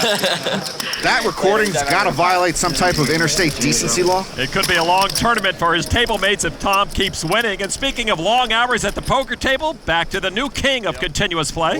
How long was the record you were breaking? Well, there was a lot of different types of records. The official Guinness one was 72 hours and a handful of minutes. But there's a lot of guys that had Doyle and Johnny Moss and Paul Harvey. Those guys stayed up 5 days, whatever. It happened to be videotaped with witnesses, you know. Yeah, I made that same mistake with my second wedding. In a cash game. It was fun. The record was actually 78 hours. Phil not only wanted to break that, he wanted to hit 100. In 22 seconds, I will have played poker for 100 straight hours in this chair. From when I got the idea to do this until 3 weeks before, I thought I was a shoo-in. At the beginning of my session, I was buying in for small amounts. It's a long garden to hoe, road to hoe. What's the expression? At hour 40, and put 100,000 on the table. You want a piece of me while I hallucinate? You came to the right place. They all thought I was nuts. This is probably a very unwise decision, but I can't help myself. I need the adrenaline, you know? And at hour 78:45, 3, 2, 1. felt like super powerful and at one with the universe. I was like, yeah, if I felt strong at hour 78:45, I want to get like the fat 100. And then at hour around 1:14, the reason why I quit was because there was not one moment where I felt tired. And you know, when supermassive trauma happens, the human kind of like tricks itself and saying, oh, no problem here. And I had been saying no problem here for 14 hours, and I was like, maybe there's a huge problem, and maybe this is time to click off. I would have liked to go 5 more hours, that would have been 5 days, but I was happy with the 115. A real man would have gone 5 days. I highly recommend it as an experience for anyone who feels that they have some sort of enduro thread in them anyways, and they're hungry for some sort of experiment. It was so positively fulfilling to my life. It's incredible. For some perspective, it will take only about 80 hours of play to reach the main event final table. Time now for the Jack Link's Beef Jerky Wildcard hand. I actually hold the world record for consecutive wildcard hands guessed incorrectly. Broken almost every show. Josh Aryeh with Jack 8 offsuit. Josh caddied for a friend of his, former Braves pitcher John Smoltz, when he tried to qualify for the U.S. Open this year. Josh raised a 2,000 to Mark Church. And Mark has the Jack Links wildcard hand. Church studied law for a while in college, but then said, hey, let's play poker. 33-year-old German pro makes a call of 2,000 from the cutoff seat. Well, I'm going to put Church then on one of those hands I don't like, king-queen offsuit. Harrington folds. Schulman now in the small blind, lays it down. 3 out of 4. King-queen's one of those hands you might not play in early position, but from the cutoff you will. I still hate it. Big blind fold, so REA and Mark Church with the mystery hand. The flop is 8-7 queen, 2 clubs. REA hits middle pair. Out of position with middle pair. Josh probably just wants to bet it and end it right here if he can. He is reaching for some of his small stack, 3,700. I've got my guy on king-queen. Yep. He calls. Well, he's either playing top pair passively or Church could have a club draw. Turn card is a deuce. That doesn't change anything that we know of. See, Church knows Josh can be aggressive, so it's possible he's letting Josh carry the action and dig his own hole. If he's digging, the hole is getting bigger. He bet 6,200. Josh will try one more time to shed Church. Now, Church comes along again. If Church has a queen, it's a weak queen or it's a club draw. Josh might know, I don't. 6 of hearts on the river. I don't see any upside to Josh betting here. If Church has a queen, he's beat. If Church has a busted club draw, he's not calling. He does check. So Church now. Oh, here comes Church. Oh, look at this. He leads out for 14-5. Yeah, it's frustrating if you're Josh. Your opponent goes call, call, call, and then on the river makes a big bet. God, why does this have to be so tough? I just don't think Church would bet a pair of queens here on the river. It would be top pair, but my Jack Links wild cardometer now thinks it's a busted club draw and he's bluffing. Josh calls. Church shows ace queen. You gave up too early, Norman. Man, I should have stuck with king queen. I was close, but then I screwed myself into the ground. I hate poker. A huge loss for Josh and the Jack Links beef jerky wild card hand. REA knows this is when you need to be accumulating chips, not handing them over. Time to regroup. It has taken us 6 calendar days to do it, but here at the Rio, we're getting closer to completing day 2. Back to table 2 and Phil Locke. With king 10, he's going to the flop, heads up with Gary Dolinga and his suited ace. The flop is 5-10-10. Locke with trip 10s. Dolinga picked up the nut flush draw. Dolinga caught the no-limit bug right after Chris Moneymaker won the big one. 35. Dolinga bets 3,500. He was the pre-flop raiser. Locke makes the call. Just a smooth call. Phil thought about pouncing right there. Turn card is a 7 of diamonds, and Dolinga hits his nut flush. Now he checks. That's a sneaky check.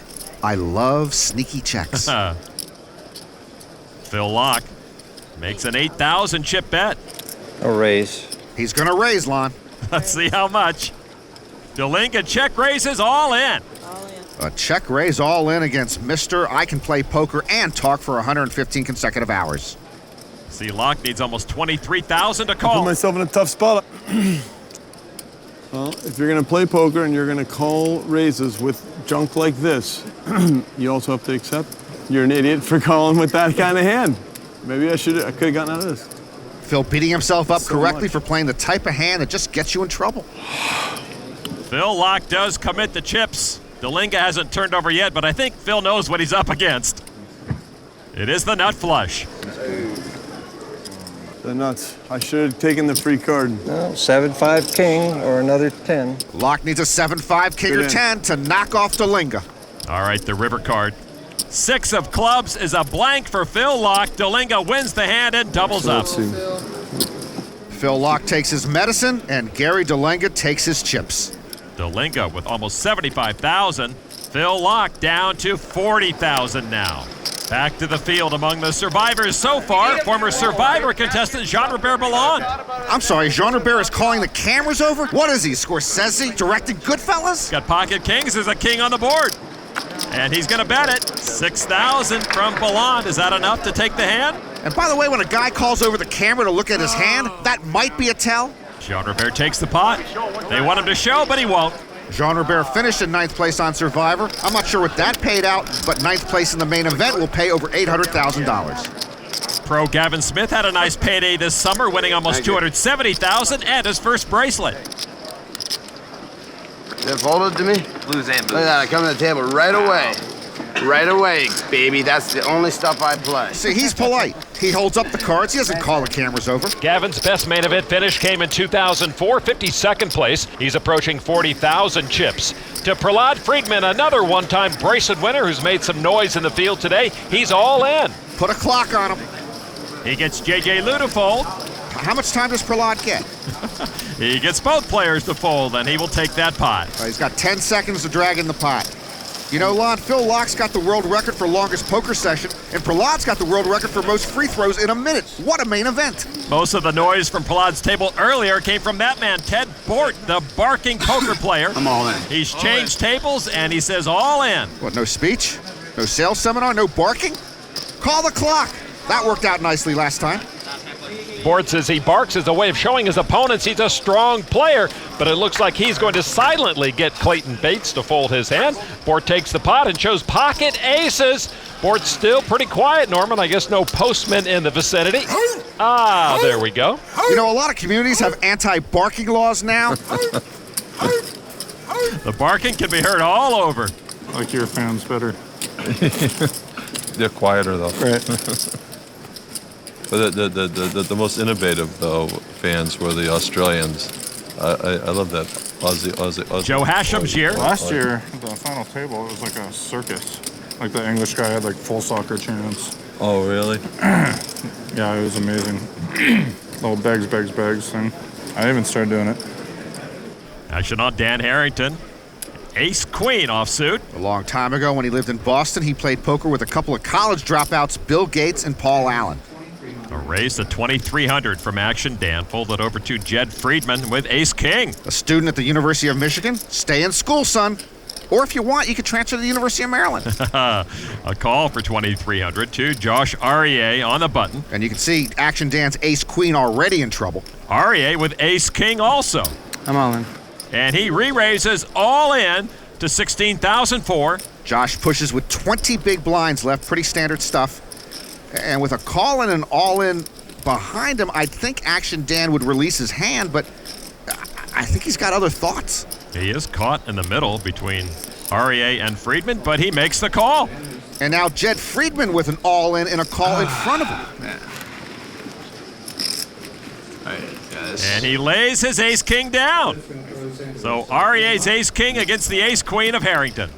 And Friedman's sick about it. Lots of mistakes being made. I'd just like to remind everybody to stay in school. Flashback between these two to the 2004 main event final table. All right, the flop. Aryeh at risk. 4, 6, 7. Ace-King still trumping Ace-Queen. Five of Dan spades. needs to add a chapter in Harrington on Hold'em about Ace-Queen. 5 of spades. That's what I need. Turn card now is a 10 of clubs. Status quo. I'll write the chapter on Ace-Queen. I can write, Lon. Want to run it twice? A queen, and only a queen, would send Josh Aryeh home. This is going to hurt. The river card. It's a 7 of spades and a painless double up for Josh. Why didn't that 7 of spades come on 4th Street? Really, Aryeh gets to stick around. nice hand. Thank you. Putting a dent in Harrington's stack, Josh Aryeh gets back on the road towards prosperity at the main event. Welcome back to the Rio, where it has been a roller coaster of a day for Josh Aryeh, who began the day with over 100,000, fell below 20,000 at one point, and now has climbed back a bit thanks to his recent double up through Dan Harrington. Action continues. Dan Harrington with 9 tray, and he'll sit this one out. Shulman, ace 6 of diamonds. His father, Barry, asked him to move from Seattle to Las Vegas about 10 years ago to help run Card Player magazine, and that's what led to him playing more poker. A raise to 2,200 from Shulman, folded over to Aryeh, ace-jack of spades. When Josh won a bracelet in 1999, John Jawanda and Howard Lederer were at the final table. When he won a second bracelet in 05, Chris Ferguson and Eric Seidel were at the final table. Aryeh made the call for 1,800 more. 2 players with an ace. Aryeh has Shulman dominated. The flop is ace 7-6, an ace for both, but Shulman caught 2 pair. Aryeh first to act, he checks. Shulman with aces up, bets 3,000. Aryeh Check raises, Schulman all in. Schulman with the call with aces up. He's favored to double up. See how quiet both these guys are awaiting their fate? That's because they've been beaten down by years of matrimony. Schulman at risk. How do you feel about it? Let's wait till the end. Wise indeed. All right, turn card now. 9 of clubs. Jeff's 2 pair are good, but Josh can still steal it. Josh Arieh can knock out Jeff Schulman with a river jack, 9, or 7. The river card now is another 6, and Schulman will win it and double up with the full boat. Every chip counts. Josh feels the sting of that one. How quickly the chips come and go. Jeff Schulman will remain with us for a while at least, while Josh Arieh is thinking, get me off this yo-yo ride. Jeff Schulman over 38,000 chips now, which is still below this session's chip average of almost 50,000. 1,086 players have been eliminated so far tonight. There is mixed game specialist Barry Greenstein, who's still in it, which means he still has his book up for grabs. I have ace on the river line, but on books on tape. I love Barry's voice. Barry put out a bet, his opponent folded, and the chips are his. It's an easy game. All right, so from author to actor, there is Robert Eiler, better known as AJ Soprano. AJ's come a long way since quitting that pizza parlor job. Robert putting Carlos Oliveira to a decision for all his chips, and he lays down. Good thing that guy folded. Eiler knows Paulie Walnuts. All right, from a soprano to one of the voices of Springfield, Hank Azaria of The Simpsons. Actually, Hank was really, really good in Huff. Remember Huff? Among the many, many voices Hank does on The Simpsons are Moe, Police Chief Wiggum, Apu, the comic book guy. I've never been filmed getting a massage before. It feels like... Well, you're never filmed on The Simpsons. You're just doing voices like Disco Stu, Professor Frank. By the way, Lon, we may be the only 2 people on TV who haven't had cameos yet on The Simpsons. You are right. I will call Sam Simon. From the man of 1,000 voices to the man married to one of poker's most memorable voices, Tom Schneider in the hand right now, married to Julie, who's not here today. At last year's World Series launch, she said stack 'em so many times that all I could think of was pancakes. So I challenged the Schneiders to battle it out to see who could build me the best breakfast. And that is the subject of this edition of Heads Up with Norm and Chad.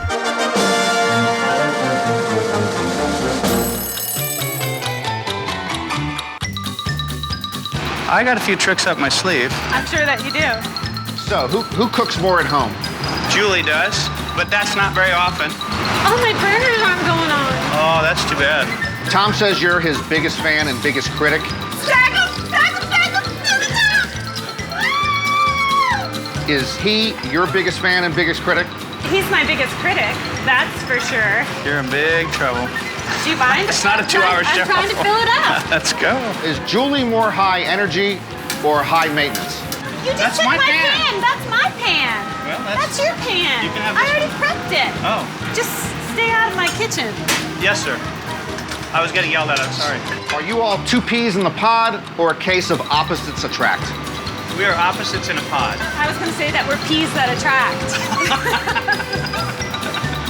I got to tell you. I got to tell you, This is fantastic. You're going to love this.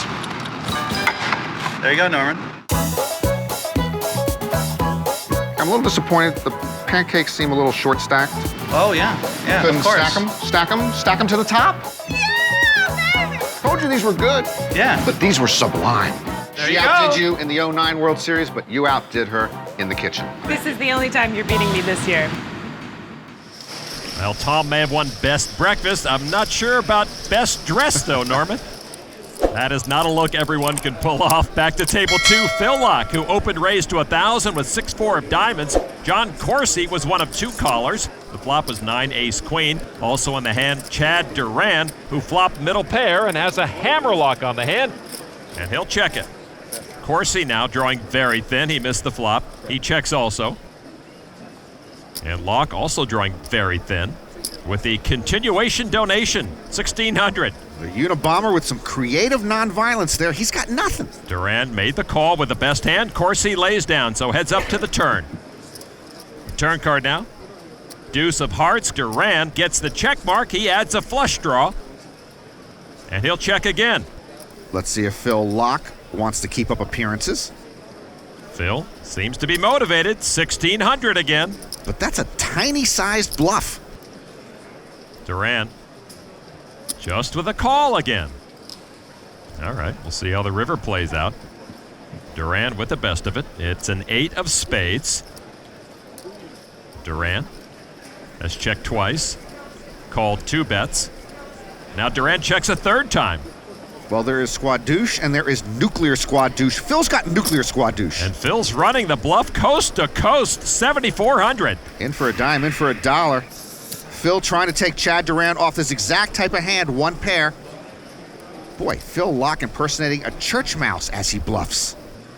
Duran is squirming. Well, Locke playing a mind game with Duran with the small flop and turn bets and the big river bet. And Duran lays down. How about the $20 bet for the cards? I'll go 40.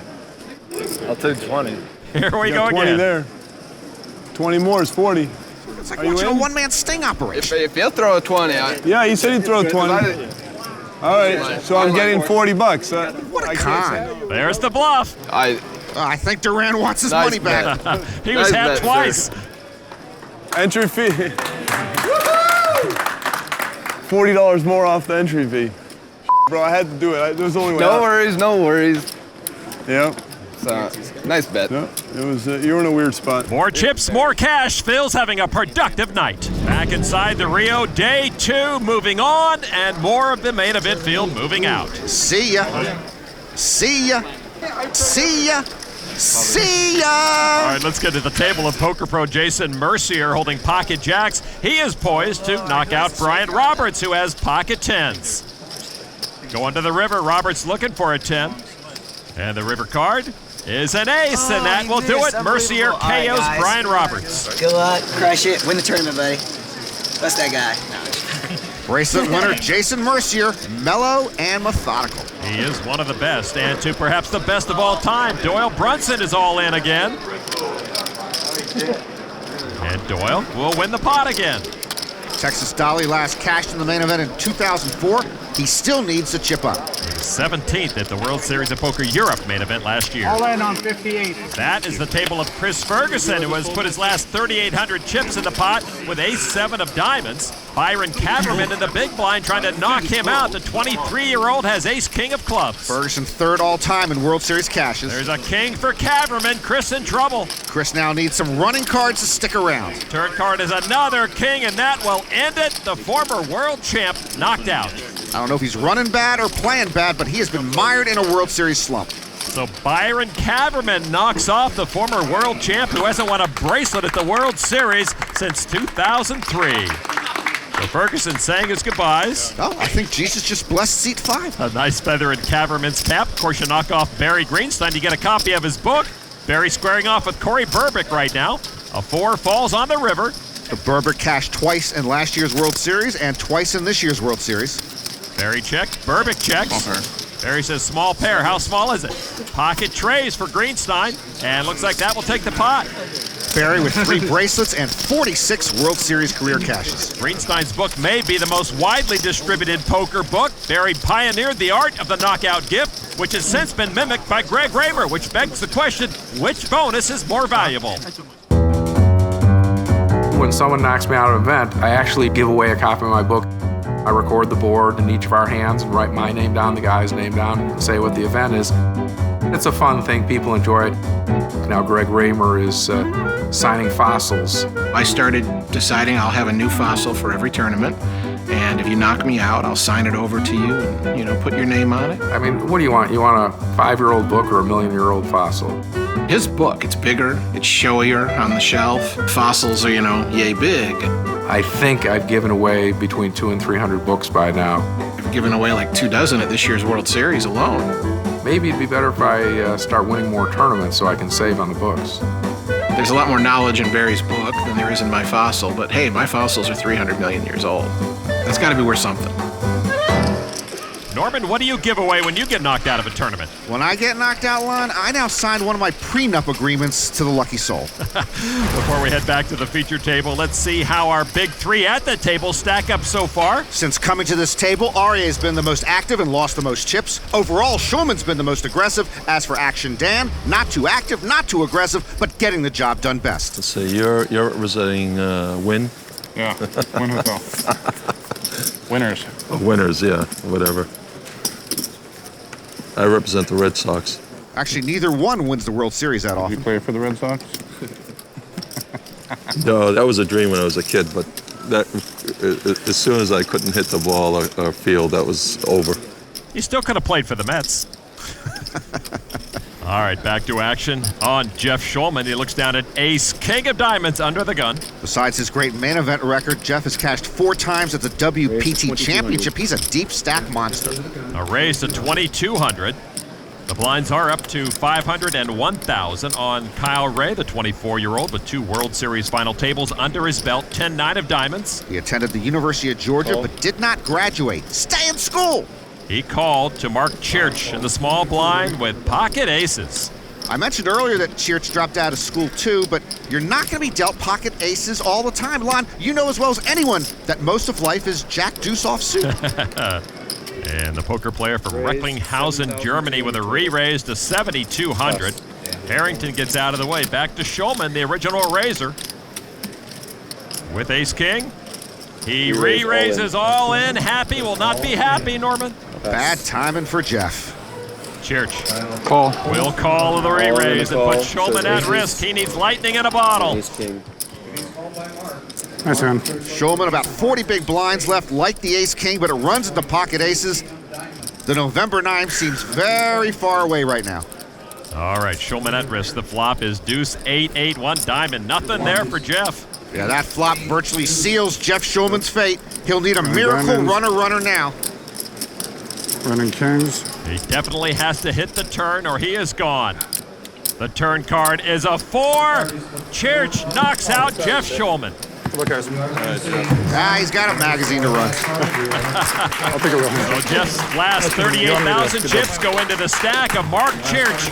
A rare thing indeed to make back-to-back main event final tables. It's not to be for Jeff Shulman this time around. The good times continue for Frank. He only needed the flop to have his latest victim drawing dead and out of here. Casella flopped the flush, and he wins it. I beat the invisible hand. What a breakout year for Frank Casella. But I like this, Casella being extra careful here, making sure he's won the pot against someone who's already left the Rio before taking his chips. Frank will now collect his new chips as we move back to the feature table. Saga of Josh Aurier continuing. What a ride he has been on tonight, up and down. Action on Aurier on the Jack Link's Beef Jerky Pocket Cam, ace-10 offsuit. Josh will tell you, nothing like winning your first bracelet, but the second is so tough to get, you actually appreciate it more. And he does have 2, a raise to 2,400. The fields in the bracelet events are so big, they're not 7,000 strong like here, but they are large, and you never know when you'll get another chance to make a final table. Small blind, James Boyle. Ace-Jack offsuit. By the way, I believe he is the only poker pro / lighthouse keeper in America. Raise. A raise has been announced, Lon. How much? All in. Everything he's got. 13,008. That's what they call a small end. But this would be for about 2/3 of Josh's small stack. Something Ari's got to think about. Got an ace, he's in a tough spot. I call. And he does make the call. And Boyle turns over the best hand. Exactly what Josh Aurier didn't want to see. His ace is dominated. Indeed, if Aurier loses this, he's not out of the main event, but I think he'll be able to view the exits from where he sits. All right, here's the flop. Boyle ahead right now and at risk. It is Jack 5 trade. Boyle hits his Jack, and that's as dry as it gets for Josh Aurier. And Josh Aurier feeling the walls closing in on his main event. Indeed, Josh needs runner something. The turn card is an ace, and that won't do it. And Josh has to give up most of his chips. James Boyle can sit back down, and Josh Aurier is the one who might have to stand up pretty soon. The dealer shoves 29,400 chips to James Boyle. Aurier left with under 5,000 and the duck. Since he joined this feature table, he has been the most active player, but he has also lost 88% of his stack. All right, let's get back to table 2. Phil Locke is in another hand with amateur John Corsi. Locke holds queen 9 of clubs and called the 2,500 chip pre-flop raise after Corsi woke up with aces. To the flop they go. 8, deuce 5, no clubs. The thing is, Corsi woke up with aces under the gun +1. Phil calling that raise from early position with a motley hand. Check by Corsi. Lock. Is Phil gonna get fancy? One free card. Check. Nice. Says one free card. Good judgment. All right, turn card now. Is a deuce, and that free card means Phil Lock's drawing dead now. Corsi checks again. Corsi putting on a slow-playing clinic. Lock now will bet 3,500. Phil got fancy. To Corsi with aces up now. Call. Makes the call. And I just read Phil's mind. It's not good. That's a scary thing. River card is another 8. So 2 pair on board. Corsi checks a third time. Check the flop, turn, and river with pocket aces. Phil Lock. Again. Reaching for chips. And they all go in the middle, betting Corsi all in. Fancy is as fancy does. Wow, I misplay that. Phil quiet as a church mouse when bluffing again. Hey, I think I just picked up a tell. You never did that. I don't think you went all in all day, did you? If you had an 8, I think you'd want to pick up a little bit more. 2. Oh, man. I got a call. He makes the call. You got it. It's a good one. Phil played a hand that he should have mucked, then got frisky with Squadouche and ended up with a big pile of nothing. I was thinking you were full. I was wrong about that. I don't know how Jennifer Tilly puts up with it. Corsi up to 52,000.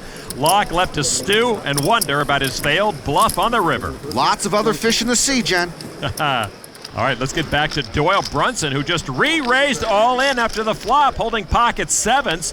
Doyle's fate is in the hands of Joseph Ressler and his pocket jacks. The board is 4-8 tray, 2 diamonds. Doyle gets called here. His main event will be in peril. And Doyle does get a call and will need to improve to double up and stick around. Doyle Brunson, as you see, a 9-1 underdog. He can smile, but on the inside, Doyle feeling the punch right in the gut. No help on the turn. Break my heart over here. Doyle Brunson has to have a 7. The river card now is a 6, and that will do it. Doyle Brunson knocked out. When you knock out Doyle, you go on to most wanted posters in these parts for 30 days. And the new poster will be of Joseph Ressler, the 22-year-old from Washington, D.C. The 76-year-old legend is going home. The entire room pauses to give another well-deserved and respectful send-off to the Hall of Famer. But the main event stops for no one. We'll wrap up day 2 when we come back. Back at the Rio, if you survive day 2B, don't get too cocky. Here are some notable chip counts that came out of day 2A that will be waiting for you on day 3. Johnny Chan, Patrik Antonius, 2 Mizrakis, and last year's 12th place finisher Billy Kopp. About 1,400 players now remain in tonight's session, including Jean-Robert Ballon, who has pocket queens. He re-raised pre-flop to 13,000. Danny Bowling with ace-king just raised Jean-Robert all in. Dang, dude. You couldn't go all in last hand? Maybe he was waiting for the cameras. All right, bro. You got me. You got me. So Jean-Robert. Well, does he got you or doesn't he? Are you playing or not, Jean-Robert? 31. Ballon's got almost 50,000 there. Oh, Jean-Robert can't count that high. All right, you got me. Ballon calls all in. It's close, but Ballon has the edge. It's a race for 100,000 chips. And Jean-Robert Ballon's tournament life. We need a queen. He's ahead right now. And the flop, there's a queen. Ballon's sitting pretty. Turn card is no help to bowling. Only a jack knocks out Ballon. The river card is a 9, and Ballon will double up. No more short stack. The survivor is still with us. By the way, Jean-Robert, did we have enough cameras over there for your liking? Back to the 07 Player of the Year, Tom Schneider's table. He just moved all in with pocket 7s after the flop. He also has a straight draw. Steve Karp calls him down with pocket aces. Another all-in with a massage, never the right play. Karp, 32-year-old Miami Beach poker pro, way ahead. Turn card is another 6, no help to Schneider. Karp's pocket aces are holding up. Tom Schneider will need a 7 or a 5 for a straight to stick around. The river card is a jack, and that will do it. Aces up KOs Tom Schneider. Tom's wife, Julie, will be sad that Tom was not able to stack him high at this main event. All right, let's get back over to the feature table and find out if Josh Aryeh will make it through this day 2. Action is on Josh. How did Groucho Marx's duck get on the table? That duck does obscure Josh's hole cards, but whatever they are good enough to have Josh all in now. Josh Aryeh now can only wait and hope. To Church with ace deuce of clubs. And Church putting chips together. He re-raises to 6,800, so Aryeh will be at risk. Over to Dan Harrington. King Jack offsuit. He folds. Next in line is Joe Hanna, 24-year-old poker pro from Ashtabula, Ohio. Pocket queens. Boy, that's not a good sign for Josh Aryeh.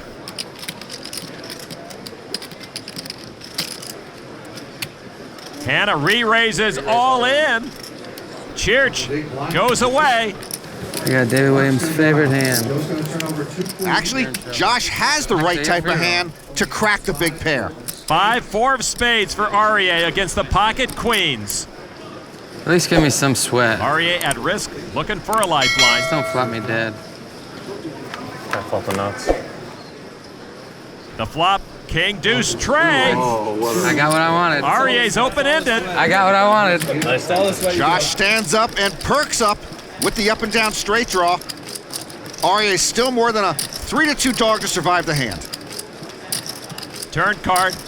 Ding. Is a queen for Hanna, but that does not change what Josh Doesn't needs. make a difference. Yeah, it doesn't make a difference, but Josh now with just one more chance to hit his straight. I think that's just to dig it in for me, actually. That's what that turn card is.